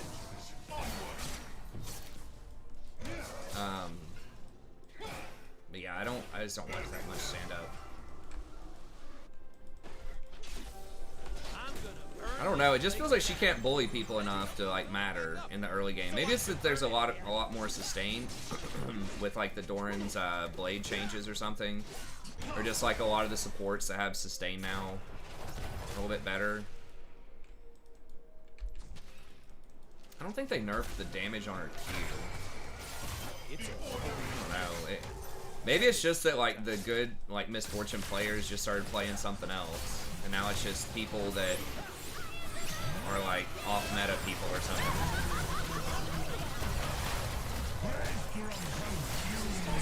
Wow, what the dude? This bear is out of control. I think they buffed Volibear recently, but Jesus, he didn't even have any items. I guess he's got Turbo Kim Tank. Volibear seems strong. I mean, a big part of that's Yumi attached to him, but Black Bush is the best. I can't remember that, but I'm sure it was awesome.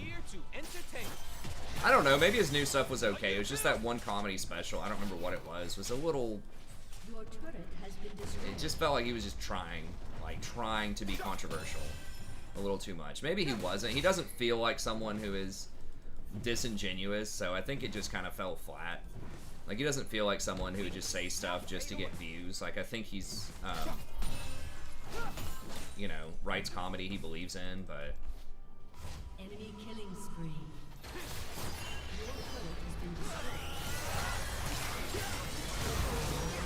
It did feel, I mean, there's a difference between, like, making some jokes that are, like, you know, people might feel were a little controversial or whatever, but it did feel a little transphobic, to be honest, in his... And I think you can do stuff, like, if you're not part of the LGBT community, like, I think you can still, like, say some stuff that's, you know, funny and maybe, like, walk in a line, but then, like, you know, LGBT people could still laugh at it and say, yeah, you know. It's like, people can make fun of white people. Like, I watch that, and I can still, like, laugh at some of that. I'm like, yeah.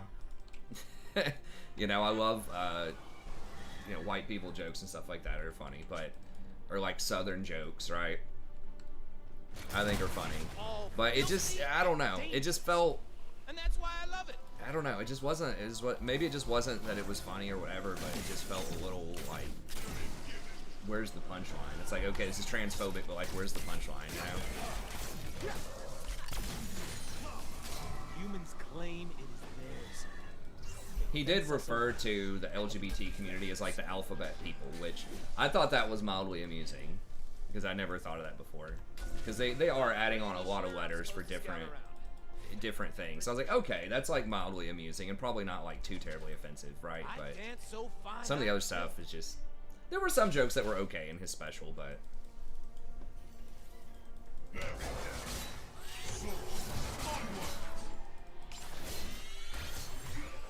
But I don't think it was a case of people being like super touchy about it.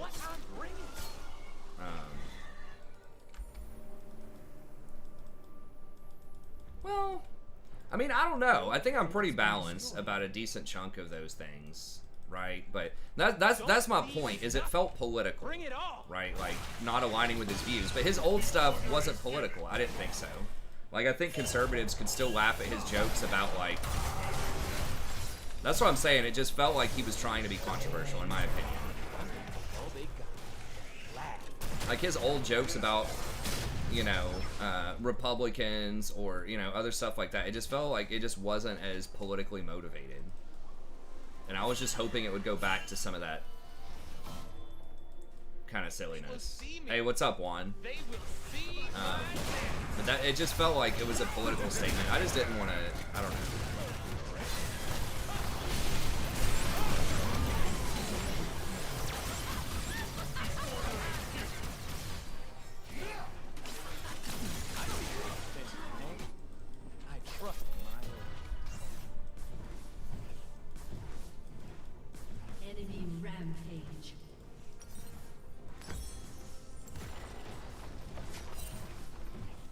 I don't know. Maybe it's just that it just wasn't funny. A lot of it, but...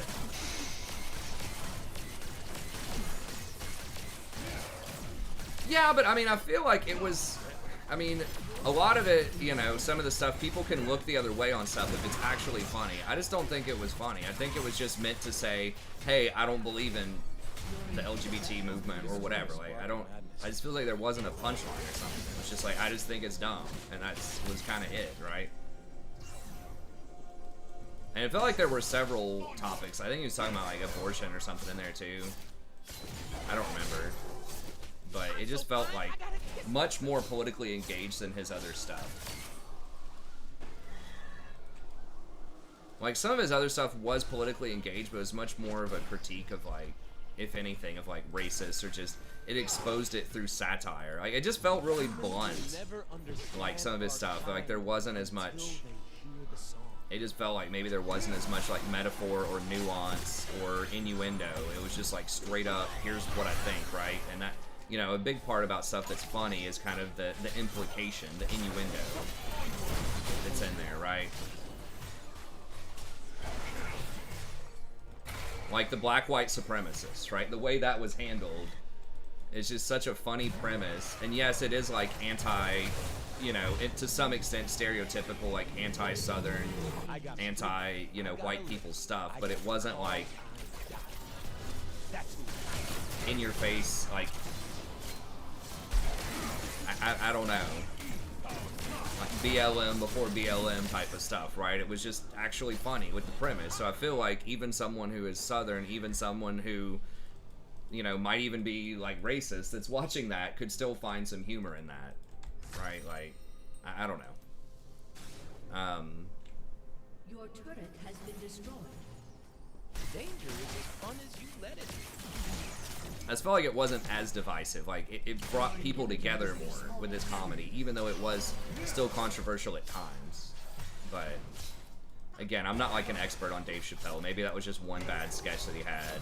Or maybe that's just how stuff is. Everything's politically engaged in 2020, or 2019, whenever that was released. Just kind of a shame, because I was hoping that it wouldn't be. That it would just be, like, more accessible, regardless of whether I agree or disagree with whatever points he's making. And usually it's mixed, as with most things with me in politics, but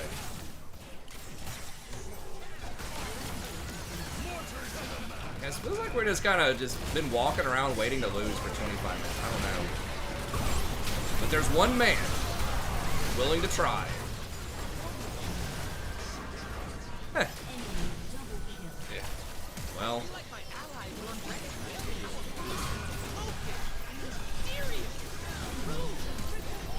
it's just too diff.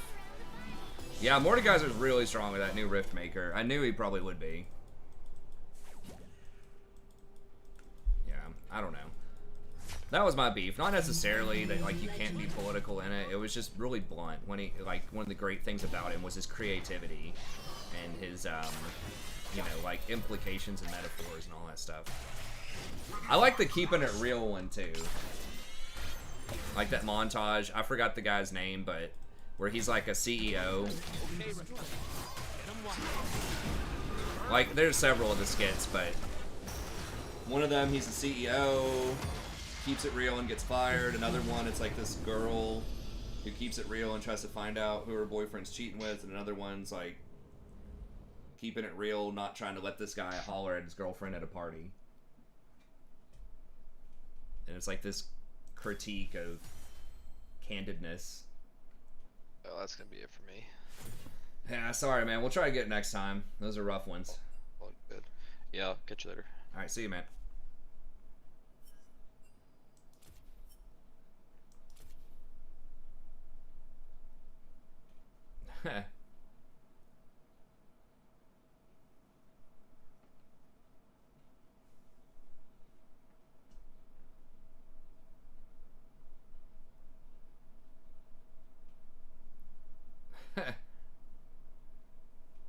True, I agree with that, Black Falcon.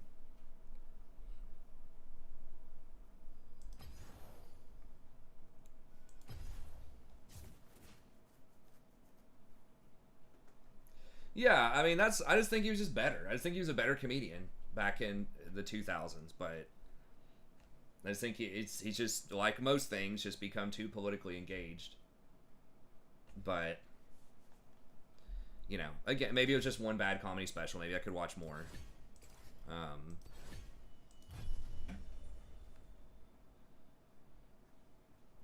He just comes off, I don't know. He just comes off as, like, a little too...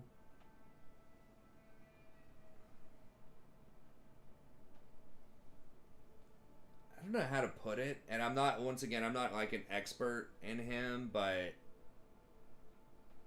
I don't know if entitled is the word.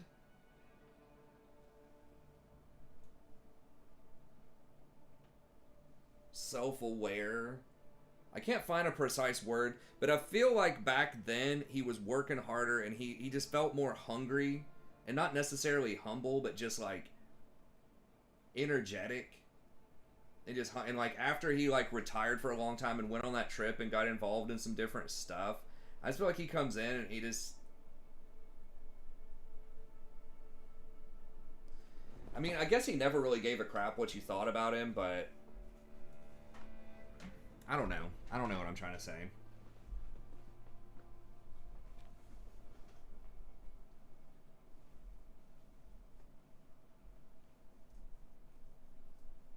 It just felt like he was more like hungrier and ambitious back then. Like he was doing more.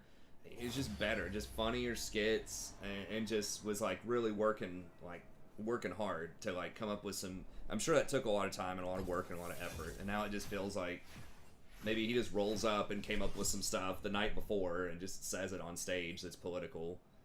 But I don't know. Maybe that's not an accurate assessment of his process, but it just felt like he had a better creative process back then. Maybe he had more writers that were helping him, or another staff or something, or maybe he was just in a certain place in his life where he just had these insights and maybe he just kind of lost touch with that. I'm not sure. Yeah, but I don't want to be informed by comedy. I don't know. Maybe it's just my taste in comedy. I want something that's just like outrageous and funny. Like if I want to be informed, I'll go like watch some YouTube videos or something, or like read a news article. That's what I'm saying. I feel like it's just too engaged. I don't want my comedians to be politically engaged. I mean, maybe that's too much to ask in 2021. I just want some funny, like, everyday shit, like observations, you know, or whatever. I'm trying to think of another comedian that does it. Like, I've been watching, like, clips of Parks and Rec or whatever with Ron Swanson, like, best of Ron Swanson from Parks and Rec. And it was, like, very little from what I saw was politically engaged. Now, it was from a different era, right? I think Parks and Rec was, what, like, 2000s? But it was just funny, because it was just kind of silly, over the top. You know, Ron is supposed to be this, like, version of, like, this super macho guy, but he's got his own sort of nuances. But, like, I didn't remember seeing a bunch of stuff about Bush or oil or, like, Wall Street or whatever was political at the time, right? Or, like, the Iraq War. Like, maybe there were some allusions to that type of stuff.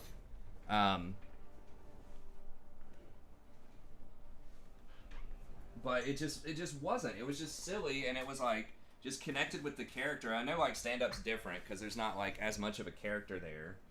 It felt like on the Chappelle Show, he was a character, though. He was, like, a character of himself. It was, like, him, but he also, like, played these characters. I guess maybe it was the skits.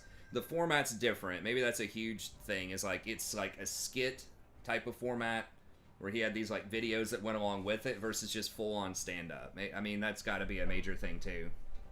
Yeah, Kevin Hart, I've been watching his ice thing, and he's pretty good. Like, where he gets in the ice bath with different people and talks. He's pretty good. Been watching, like, some Charles Barkley, like, highlights of Charles Barkley roasting people on the TNT thing. I think I'm gonna dodge this. They have way too much power. We've got fucking Ezreal and Ivern versus Kog'Maw Lulu.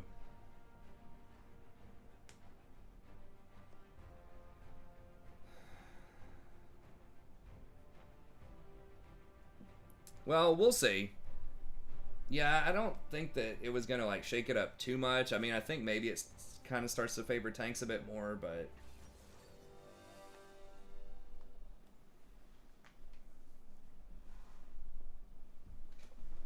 I don't know. I know that the thing is, a lot of people want everything to be politically engaged. Like, you get critiqued if you're not politically engaged enough, right? Now, I think political engagement, if it's done artistically well, can be very good.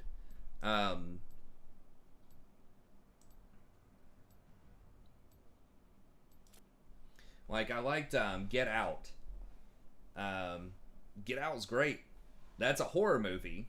but that was like a politically engaged critique of a lot of stuff in, you know, kind of like white culture, right? Like that was a critique of white culture. It did have a premise that was like interesting and kind of silly, but just like the way that it was done, just sort of metaphorically and making you feel uncomfortable in some of these scenes and stuff like that. It wasn't like in your face politics. It was something that was like, it definitely was making a statement about culture and stuff, you know, in politics, you know, as far as the police and, you know, all this, you know, BLM type of stuff, but it actually made sense in the story, and it was grounded in a really good story that wasn't that far-fetched. Just like, you know, humor that would be politically engaged would be grounded in, you know, something that's actually a really funny observation about certain things.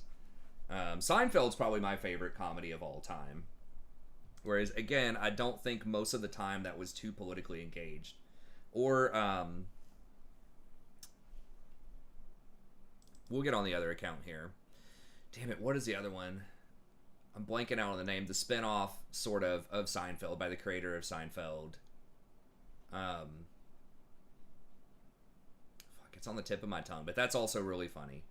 And like, I haven't seen Brooklyn Nine-Nine. I don't watch a lot of stuff, honestly, if it's not like channel related. There are a few things that I kind of keep up with, but I just like that type of stuff. It's just not like over the top politically engaged, but that's like old school at this point, right? Like we've just lived in a hyper politically engaged, you know, culture for like the last 10 years or so. No, not Spin City. Fuck, what is... Oh, Frasier's great. Yeah, I love Frasier. Frasier's not what I was thinking of, but yeah, Frasier's awesome too. Again, not super politically engaged. Just a good cerebral sitcom.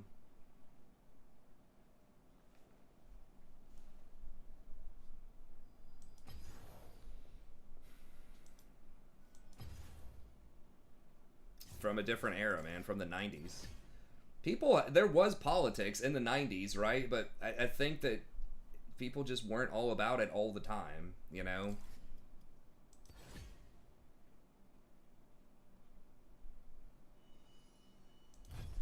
Same thing with the 2000s to an extent, especially with Bush. There's a lot of critique and backlash and back and forth between like conservatives and Republicans about different things, but I feel like it wasn't as ubiquitous. Like, it was very popular to hate on Bush, you know, in that era, and there was some, but I think really a lot... Curb Your Enthusiasm, yes, that's it. I like Curb a lot. I'm just, like, bad with naming stuff. But yeah, Curb was great. So I really like Seinfeld and Curb. I probably would really like Parks and Rec. I just haven't watched a lot of it, but...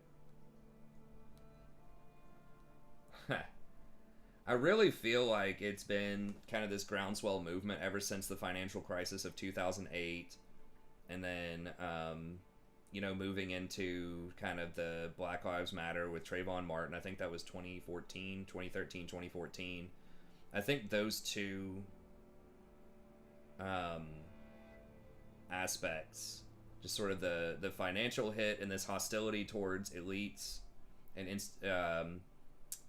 distrust of large institutions, combined with kind of this culture war, group war, just kind of permeates everything right now in culture. And I mean, a lot of the stuff is like it's got a really good, you know, goal in mind.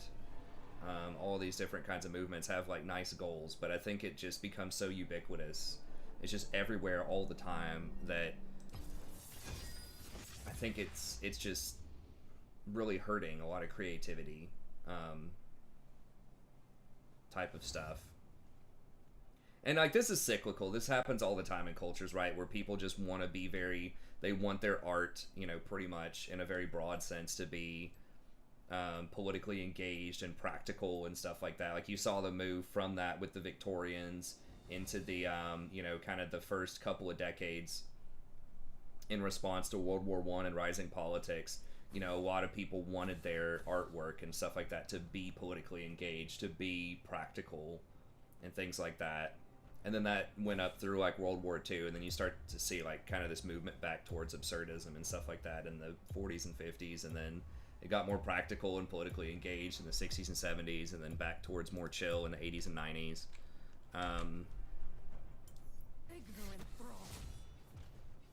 So it just kind of bounces around, and we're just sort of in that practical mode,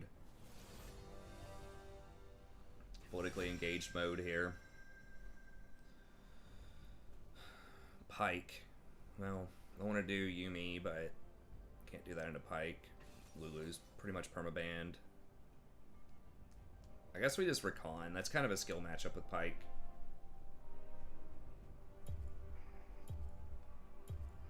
Yeah, I mean, that was like with the civil rights movement, especially in the 60s and 70s, and with the Vietnam and Cold War and all that, a lot of stuff was very, you know, politically engaged in those times. In the 80s, there was still some, but I felt like that started to loosen up a little bit into the 80s and 90s to be a little more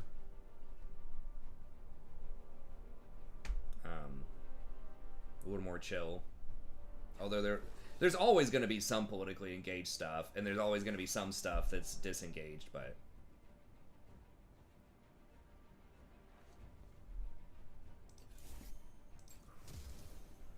I tend to side with the more aesthetic rather than the more practical type of stuff a lot of the time. I don't know. I just feel like art, in my opinion, should be relatively a separate domain from politics. Although, it just depends on how it's done. Like with satire and stuff like that, where it's funny, it's creating a certain narrative and a certain story. I guess it just comes down to how well it does that. Versus just like really blunt, obvious stuff like, okay, this is pandering towards this, you know, this group or this political ideology or whatever, right?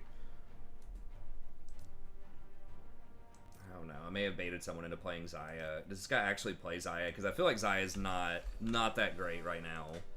In Platinum, at least. Maybe she's better in Higher Eulos, but yeah, she never plays Zaya. She just wanted to do it because I was doing it. And then Kennen, it's not that good. This Yi's not that good. It's got first time Zaya. I'm just gonna dodge. Picks Kennen into Silas. Silas just takes his ult and does it better than he does. Favorite painting? I don't know that I have one. I'm not like a great connoisseur. Like when I was saying art, I'm really talking about, you know, like movies, TV shows, novels, you know, all of that stuff in addition to traditional art. But I'll tell you the style. I really like the pre-Raphaelite style of the Victorian era, and I know that's one that just seems very basic. And I guess that's like realism a lot more than, which seems kind of counterintuitive to what I was just saying about like wanting sort of more aesthetic or disengaged stuff. But I don't know. I just like that type of stuff. I really don't like the abstract, you know, stuff that started going on in the 20th century. I like the more realism type of stuff. I'm like, damn, like it looks like you're actually there. Like, and that's the kind of stuff that I like, instead of the, you know, the cubes everywhere or just a bunch of, like a Pollock, a bunch of colors on a thing. I don't know. I probably just don't know enough. I mean, I feel like you kind of have to really understand art a lot more to appreciate kind of the more abstract stuff versus, you know, anyone can just walk up and say, damn, that's a good painting, right? If it looks exactly like, you know, that person or that place.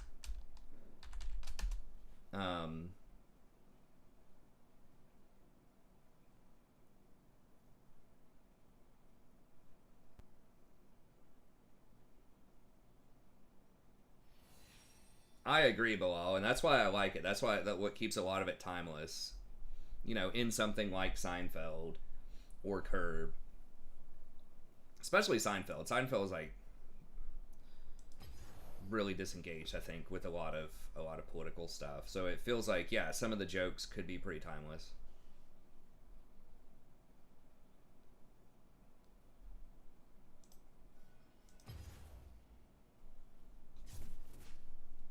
I'm not really sure. I'm not like a great great person to ask about art.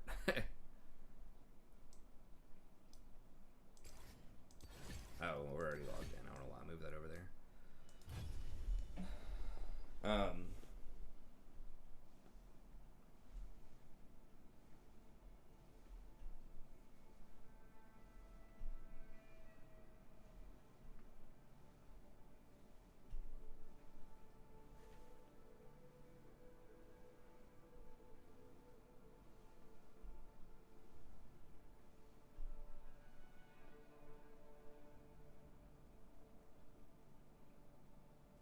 I thought Joker was actually pretty well done watching that, because like it was kind of politically like engaged, but not to the point where it dominated the story. I think at the end of the day it was a story about one guy, you know, who was trying to be good but just kind of had this descent into evil.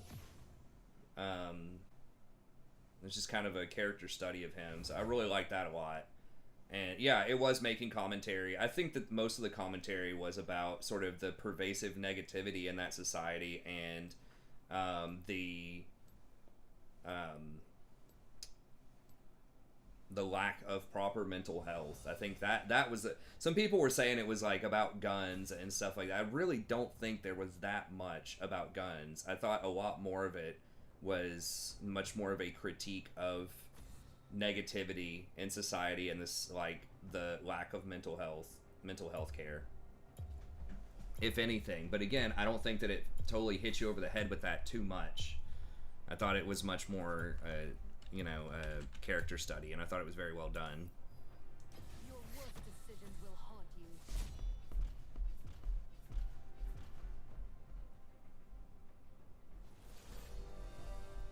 Well, a lot of sitcoms are bad, I think, because yeah, they are targeted towards kind of a family or just like really lowbrow humor, but I think there are some good ones as well, right? Like I think that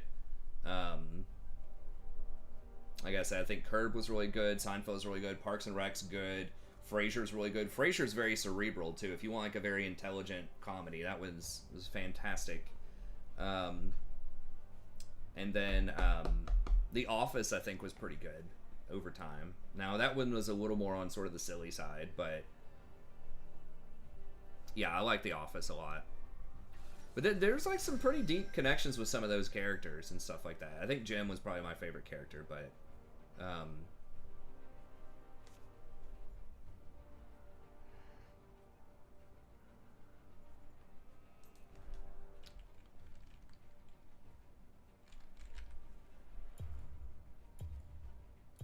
oh, Lulu's not banned?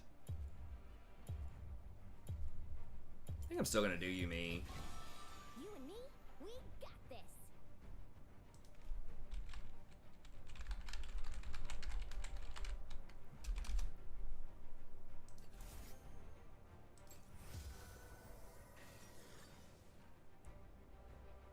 Oof.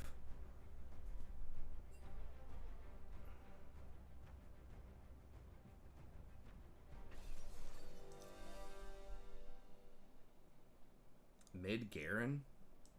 I guess against Fizz, that kind of makes sense. That's a little silly, but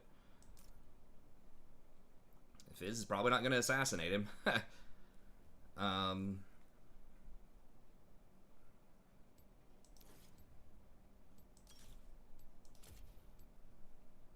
they're just going to heal through a lot of this harass, but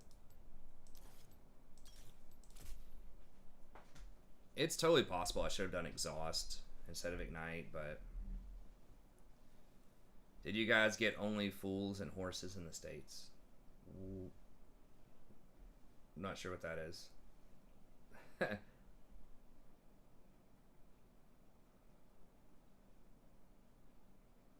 Father Ted. I'll have to check that out. I haven't seen that. My favorite comedies that I really liked growing up, and they're still really good, are Office Space and Old School. I love those. They're so funny to me.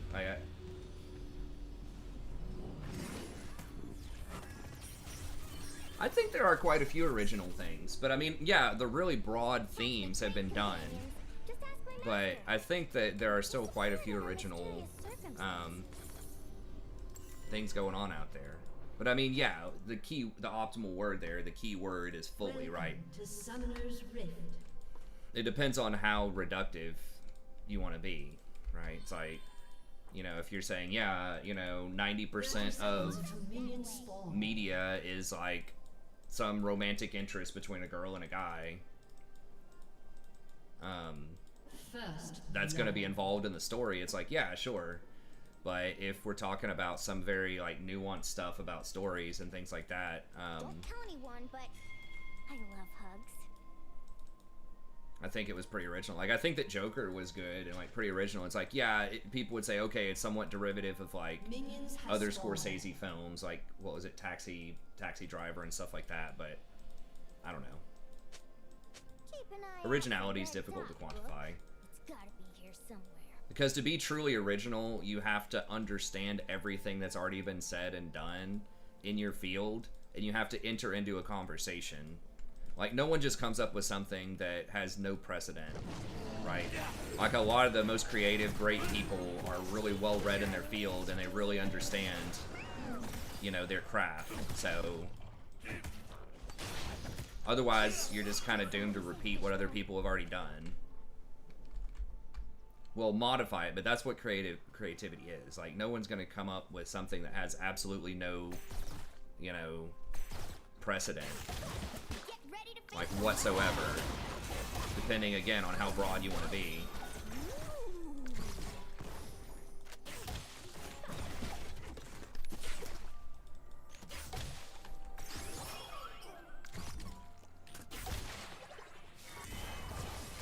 Yeah, I gotta really work on hitting those cues more.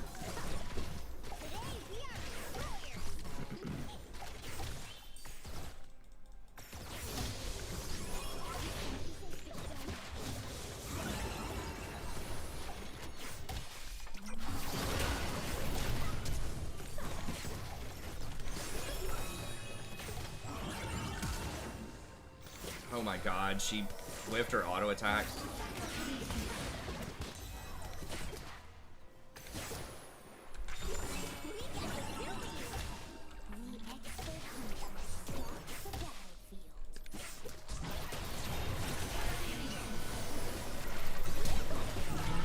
What?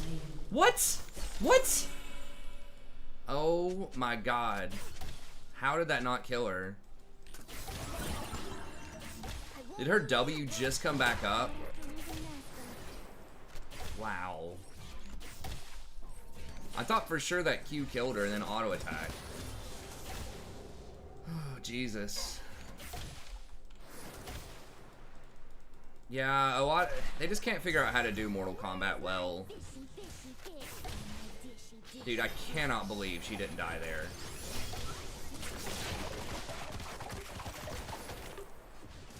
What's up, Cross? I think with Mortal Kombat, they're just trying too hard to allude to the, like, the video game, right? Like the get over here meme or whatever. They just try too hard.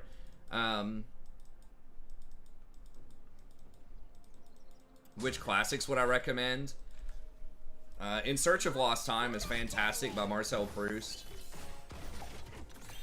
So that's probably my favorite book of all time. I really like George Eliot, especially Daniel Deronda and Middlemarch are fantastic. Don't tell anyone, but I love hugs. Dickens is really good, like Great Expectations. Very solid. Oscar Wilde. Pretty good. Especially I liked The Importance of Being Earnest. Keep an eye out for Red Dot. Pretty funny. A Picture of Dorian Gray's alright. Mrs. Warren's Profession's actually really good. I can't remember the person who did that. That's a play from the 1800s, but An ally has been slain. Mrs. Warren's Profession is actually quite insightful and very relevant for today, even about, you know, double standards and stuff like that. So it's kind of politically engaged, but it's also like really funny.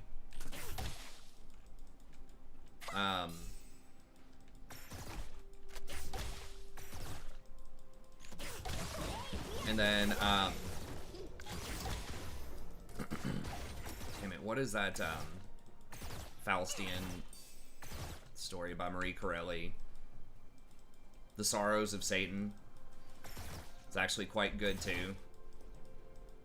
The expert huntress stalks the battlefield. Jane Eyre. Jane Eyre's good. Or no, hold on. Wuthering Heights. Jane Eyre's okay. It's alright, but I think Wuthering Heights is way better. I won't lose you, book. Not after losing Master. An ally has been slain. Where are these guys?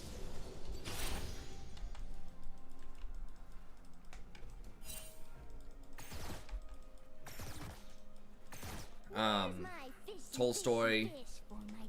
I've never read War and Peace. It's probably awesome. But Anna Karenina is really good. Oh, if you want something that's a little more contemporary, that's a little bit shorter also, I think that Lolita is the best American novel by Nabokov. Pale Fire is also really good. Very creative. Yeah, Lolita is fantastic. I think that's the best American novel.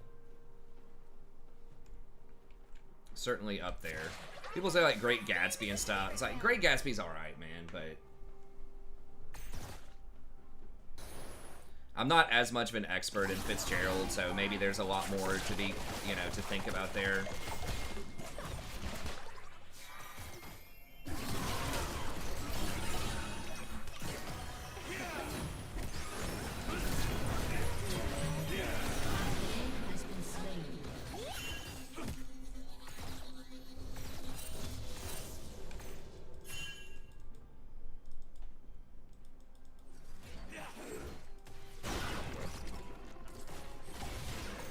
You like kind of epic poems or whatever, In Memoriam by Tennyson is fantastic as well.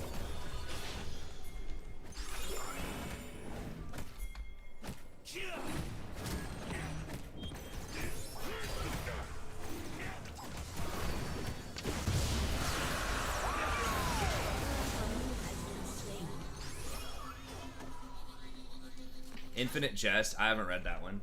If it's after like the 1950s, I haven't. Well, I've read some stuff by then, but I'm not like as well versed in that type of stuff. But it's probably okay. Yeah.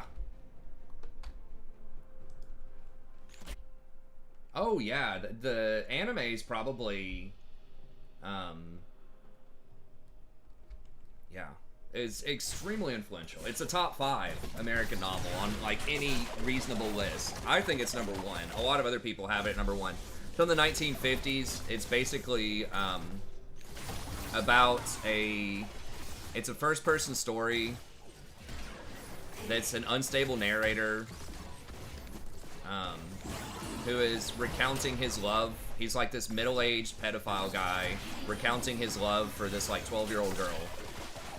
Which sounds like really crazy, but like, and it is, but it's like the way that it's told, and it just really gets into the like, the mental disorder, and he knows he has a problem, like that it's this mental disorder, but it's the way that it's told, this unstable narrator where he can almost make you feel the way that he's writing it. It's like, oh yeah, she's totally coming on to him, man. Like, if you just could like forget for a second that she's 12 years old, you'd be like, wow, this is an amazing love story, the way that he tells it.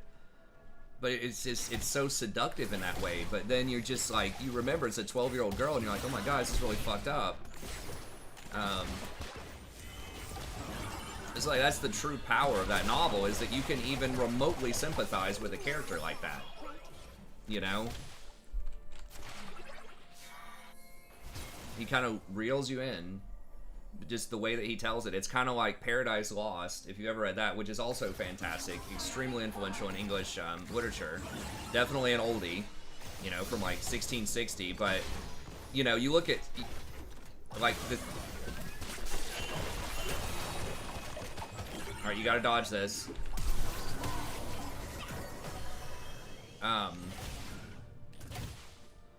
But you just listen to like Satan, like part of the opening is Satan like giving this rousing speech to his demons or whatever, like early on in it, and the way that he explains it, he's like, God's a tyrant, you know. He like we just wanted democracy. We wanted the angels to have more say in heaven and what was going on in heaven, right? But this God kept telling us no, you know.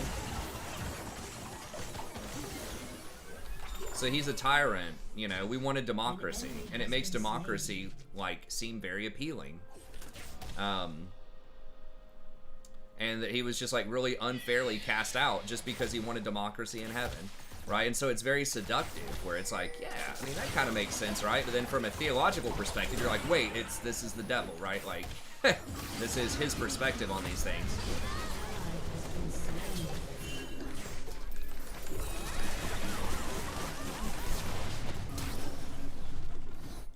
You have slain an enemy. Your team has destroyed a turret.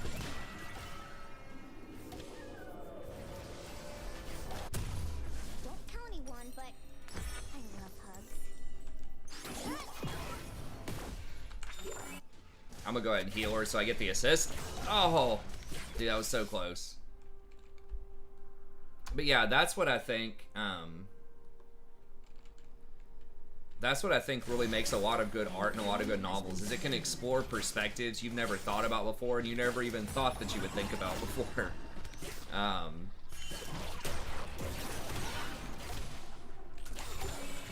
There's another one. What was that poem by Blake?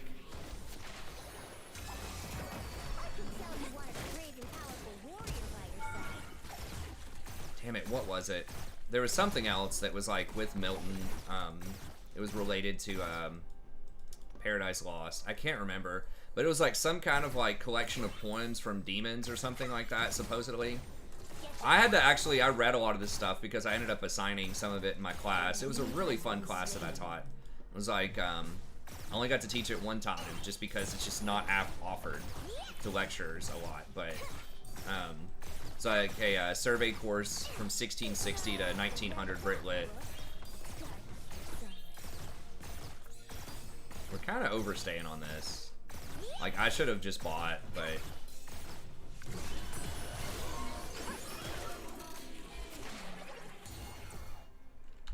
Dude, really? Bro, why did you run? Fuck, I could have at least gotten off. Why would you... So stupid. What? If you, there's no way you turn it around. You just have to run and just hope that at least I can jump off. If Fizz fishes you, I might still be able to get away. It depends on the situation. They're both very good at scaling. I would say Yumi's probably... It just depends. There's like so much that goes into it. Shut down. Where's my fishy fish dish? Like Sona, if she goes unchecked in a queen 5v5 and the fight goes for like, you know, longer than 5 seconds, she's probably stronger. But if it's a skirmish and someone's dying immediately, then Yumi's probably better. Yumi can't be assassinated very easily unless your ADC just randomly runs into an alcove, right? Versus Sona can be picked off. Oh, The Stranger. Oh, you said Stranger and a Stranger, but the novel The Stranger by Albert Camus is actually quite good too, I think.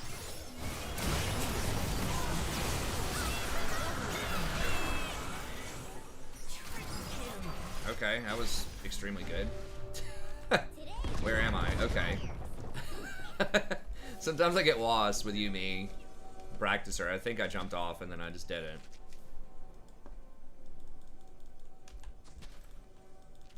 Get this rare opportunity to actually get some good ward coverage as Yumi. The expert huntress stalks the battlefield. How to torture humans. Well, the thing I think that makes the Sorrows of Satan is another one that's really good by Marie Corelli. Where Satan like basically corrupts this guy over time, but the sad thing is that I don't remember all the details, but like that he didn't really necessarily want to corrupt him. He just gave him all this money and power at the time, and he didn't want to, but it was really a commentary about humans and humanity, that he was just trying to basically help this guy out, but basically the power went to this dude's head, and he ended up becoming evil because Satan gave him all this power. And then at the end, this guy gets forgiven and redeemed, I think, but Satan never can be. Like, God basically forgives this guy who is really corrupt and evil, but then Satan, like, there's no way Satan can ever be forgiven, despite the fact that he was just trying to help the guy out, and he's certainly willing to forgive, but then he gets all the blame for this guy being evil. And so that's why it's called the sorrows of Satan, because he can never be forgiven. And he gets blamed for a lot of stuff that is really the fault of humans. He just gets used as like a scapegoat.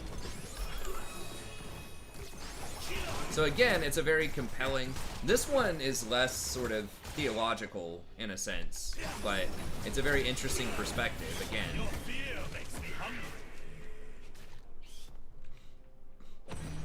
Oh, The Stranger in French? Yeah, I can't read French, but yeah, it's a very good novel. I loved it when I was younger, especially, but it can be a dangerous novel if you're not used to existential thought. I remember I recommended that to this girl when I was younger. I think I was in my early 20s, and I ran into this teenage girl at a party. She was like 16 or 17 or something, and I recommended that novel to her. And then she read it, and she was just like really depressed for weeks, apparently. She told me this years later. We ran into each other at like a dance.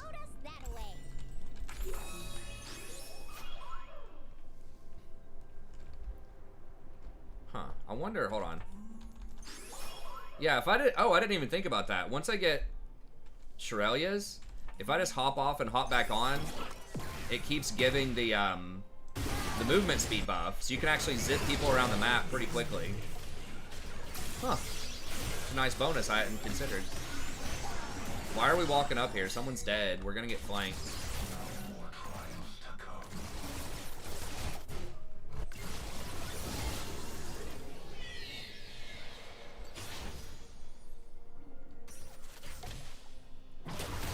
But yeah, that's a pretty cool interaction.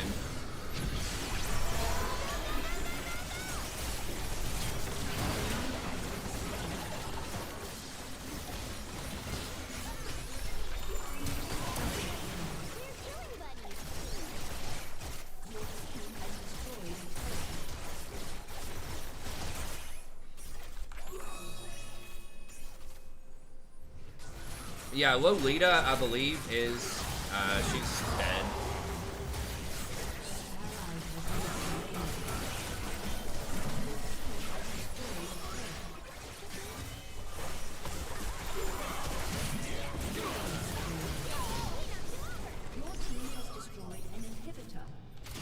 Yeah, I think Lolita in Spanish, isn't that short for Dolores, which means sorrow?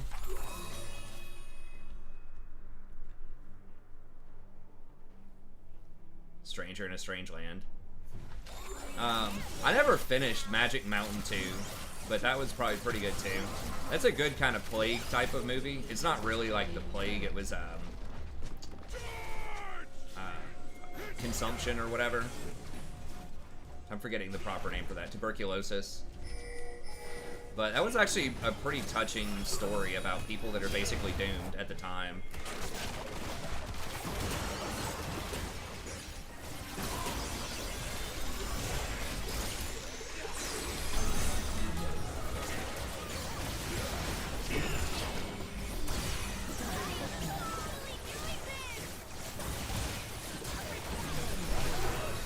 Shit. I got fucking hell.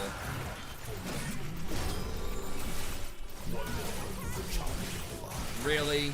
Alright, I guess I shouldn't have jumped. The fish knockup got me.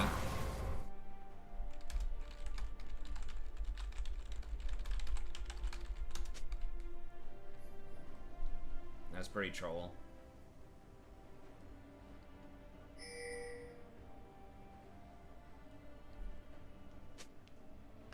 A picture of Dorian Gray is also very similar to that, where someone gets given this power, basically, and it ends up corrupting them.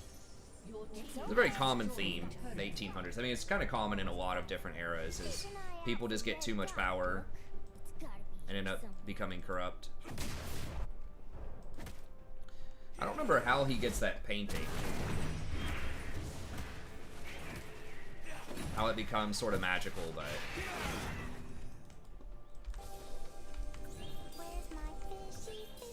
Yeah, Victorian's the best, man. It really is. I love Victorian novels, Victorian literature, culture.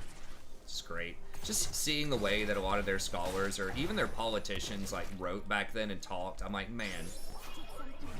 Dude, they were just so much smarter, in general. I mean, like, they didn't know as much in terms of, like, have as much scientific progress and stuff, but they were just actually candid about their ideas. And it was so much more about they had ideals. They were trying to actually represent something, not just trying to get reelected. At least that's the sense that I got. Or not just trying to, sell their whatever they're trying to sell.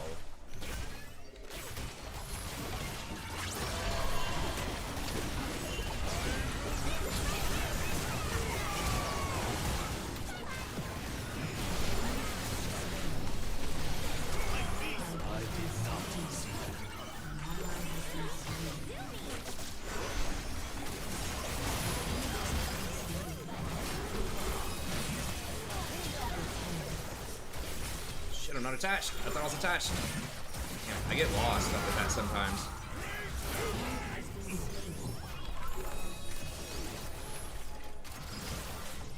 Bruisers, man, I'm telling you.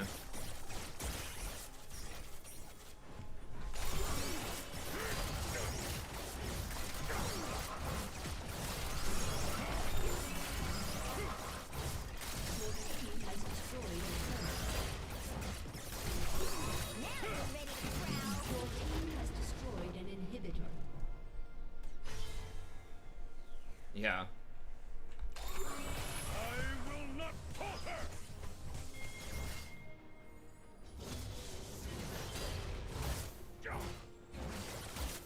It's been a while since I've read that stuff and taught that stuff, but Victorians, they just dreamed big. They just had such great ideas. They had such great insights into the human condition, and they were just so creative. And I think it just got all political and just kind of weird. Like, in the 20th century, a lot of it did. That's my opinion, obviously. Hot take, but... I won't lose you, Book. Not after losing Master. The enemy's inhibitor is League of Stridebreaker, that's right. Well, Urgot doesn't have it, but yeah, it's those types of champs that... I cannot believe they did not nerf Stridebreaker this patch.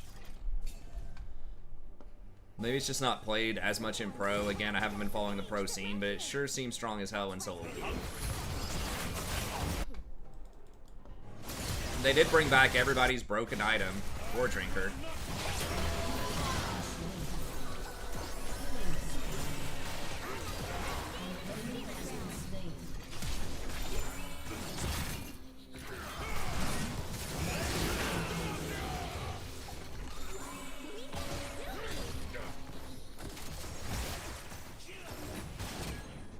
MSI's full of Stridebreaker everything. Yeah, I figured.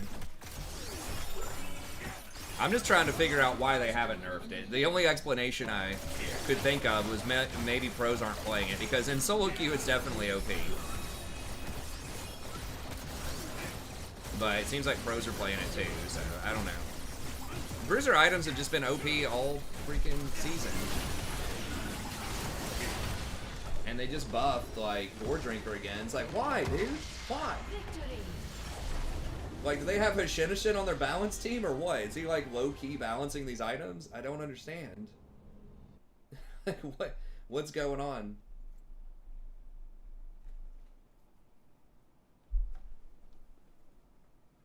Why not? It's just too much mobility and damage on those, like...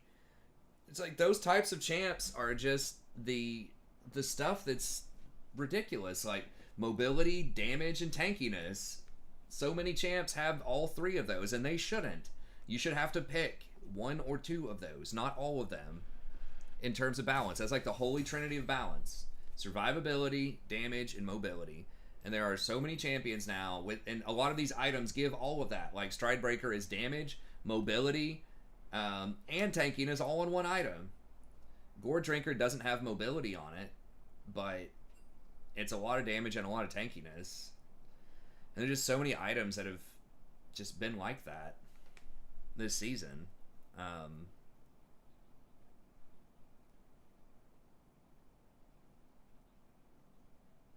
Yeah, exactly. They're like, whoa, Stridebreaker's being picked way too much. We need to buff Gore Drinker, so all these bruisers can be strong again. It's like, they just don't want to make actual tanks, because people don't like actual tanks. But now it's like, because people want to do damage, they want to kill stuff in solo queue. But now it's like,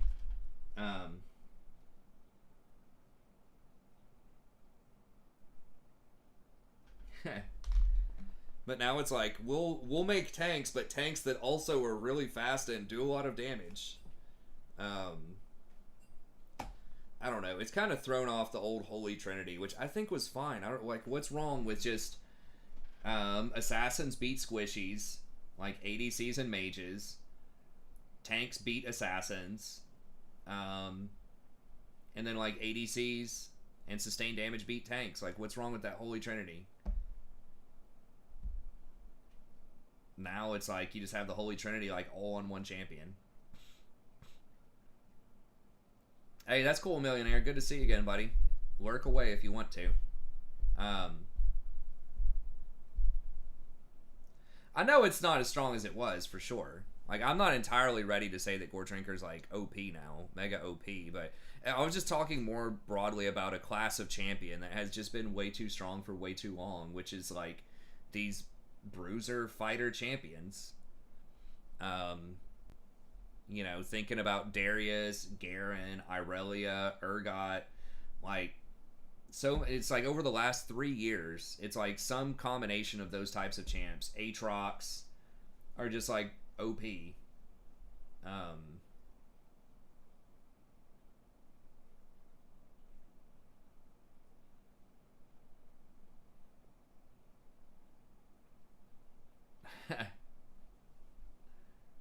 Stridebreaker everywhere. I don't know. I haven't been watching it as much.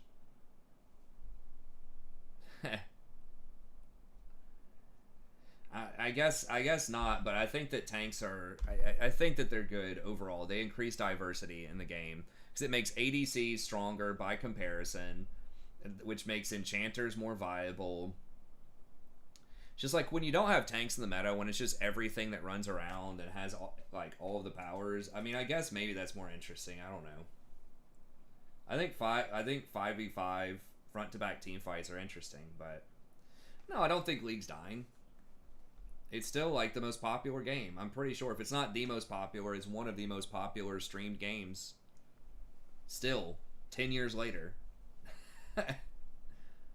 I mean, we can see here.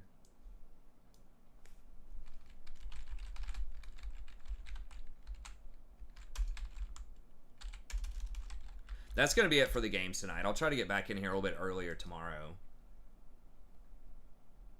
Yeah, I mean, I don't know. I am kind of biased because I don't really play Assassins or like Assassins, but I mean, I see what you're saying. It's definitely true. People don't like watching tanks. People don't like playing tanks. People just get really pissed off about tank.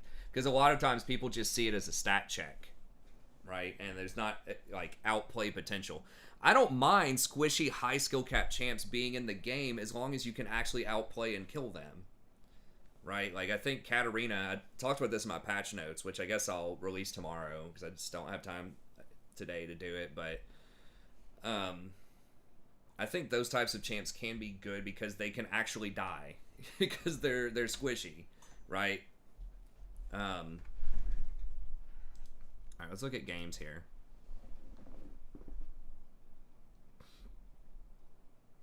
Okay, so League in the last 7 days, just chatting doesn't count. Is like number 2. I can't believe, why is Grand Theft Auto so high? What's going on with this game? Did it just release new content or something? I've never really gotten into it. It's basically like a Grand Theft. It's like like an MMO, right? Sort of. I don't really know. Fortnite is not dead, but Fortnite has definitely been declining over the last like couple of years. Resident Evil Village. Okay, that's just a new game.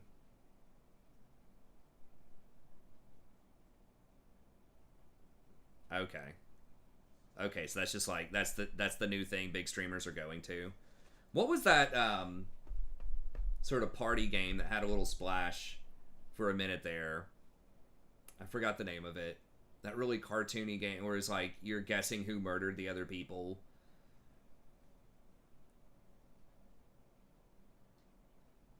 Oh, Fall Guys. Yeah, Fall Guys was one, and Among Us. Yeah, both of those I think were popular. Like that was kind of the streamer flavor of the month for a little while there. I guess they've all migrated over to Grand Theft. Just something that's not like super competitive that like you can play with other streamers. Like Among Us was really probably huge for streamers because they could all play with each other in a game that was like sort of competitive but sort of for fun. Like that was probably like just a huge boom because then you have all this crossover. Like you might follow one streamer, but then you see this other streamer that they're playing with and interacting with, and you're like, oh, cool. You know, I'll go subscribe to that person and watch some of their stuff. So there's a lot of overlap there. So I think that was really smart on the part of streamers to play those types of games. And just, I guess, that style of hopping around to whatever the newest thing is where you can interact with other streamers is fun. Or, like, it's good to build your brand, probably. So, like, a lot of the biggest streamers do that type of stuff. Rather than, like, competitive stuff in League, you have to actually be good, usually to build a following, which is very time-consuming and very stressful. And a lot of times you can't interact with other streamers in, like, a meaningful, fun way. Like, they might be on the enemy team, but you're usually not talking to them during the game. You might be working with them. But yeah, I don't know. Last 7 days, can we do longer than that? Oh, this goes back to January. Yeah, so yeah, League of Legends is yellow.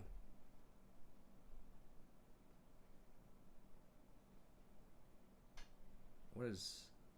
Oh, just chatting's green. What is this? Orange. God, it's so hard to follow this. Okay, League of Legends. Okay, so basically this year, pretty much League is number 2 behind Grand Theft Auto. Just chatting is basically like OnlyFans Lite, I guess. I don't know. I've never watched it, but so yeah, I mean, League's still doing great, and there's a huge gap. I mean, Grand Theft Auto, Jesus, has been really kicking it. Oh, that's on a particular day. Okay, so over the entire year, though, it was basically even with Grand Theft for January. Wait, why does it jump from January to July? What the hell is this graph?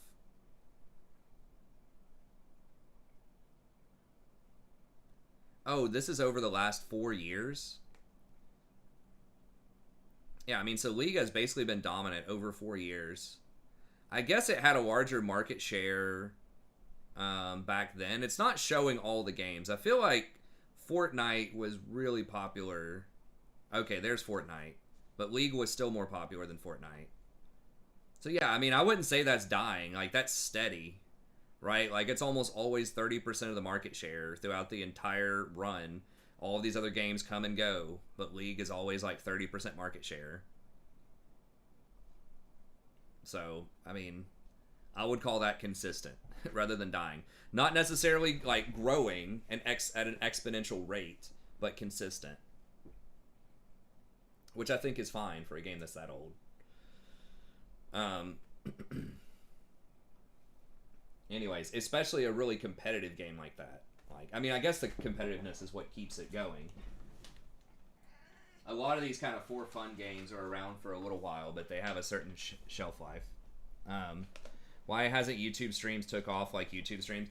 Well, they just haven't put as much resources into it. Like, the chat doesn't look as good. They don't have, like, the emotes don't look as good. There just aren't as many features. Like, Twitch has the bits. Twitch has, like, the like paid, like the Twitch Prime sub stuff. YouTube could do YouTube Red, Like, they could try to integrate, like, YouTube Red or music or movies or something with a free membership.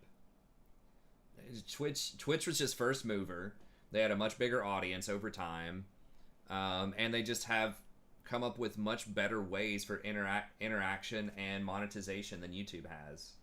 But I think YouTube could win eventually. But now YouTube is letting people get away with a lot more stuff than Twitch does these days, I think. So there might be more content creators coming over to YouTube. I don't know how the migration has looked these days, but YouTube just puts a lot more time and effort into, or Twitch just puts a lot more time and effort into the gaming stuff. But I think YouTube could crush them if they really wanted to, if they put the time into it, because they have so much more reach, I feel like. But they just don't do it. I don't know. Maybe they just don't want to piss off Amazon. Maybe they're like, okay, we're like doing gaming, but not really. Because maybe they think Amazon's going to get them some other way. I don't know. It might be some kind of corporate politics why they're not doing it.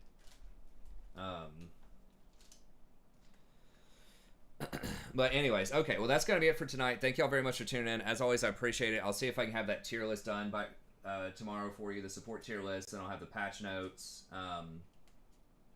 And we'll be back. I'll see if I can start streaming around 11:30 again, and then I don't know. We'll see if we can have some more content as well. But there are some small streamers that make it, but it's very, very difficult. You know, it's like 1 in 1,000 is going to break consistently. Maybe less than that. 1 in 10,000 is going to break like 30 viewers consistently. Yeah, Twitch is a lot more of a rich gets richer. YouTube used to do a much better job of marketing smaller streamers. Like, for me, you know, I blew up from like 200 and I was averaging like 150 viewers, and I was averaging like 500 to 1,000, and then they just smacked me the last season. So I don't know. But YouTube, it feels like there's more potential for you to grow on YouTube if you play the game right. But anyways, that's going to be it. Thank you very much, and we'll see everybody next time.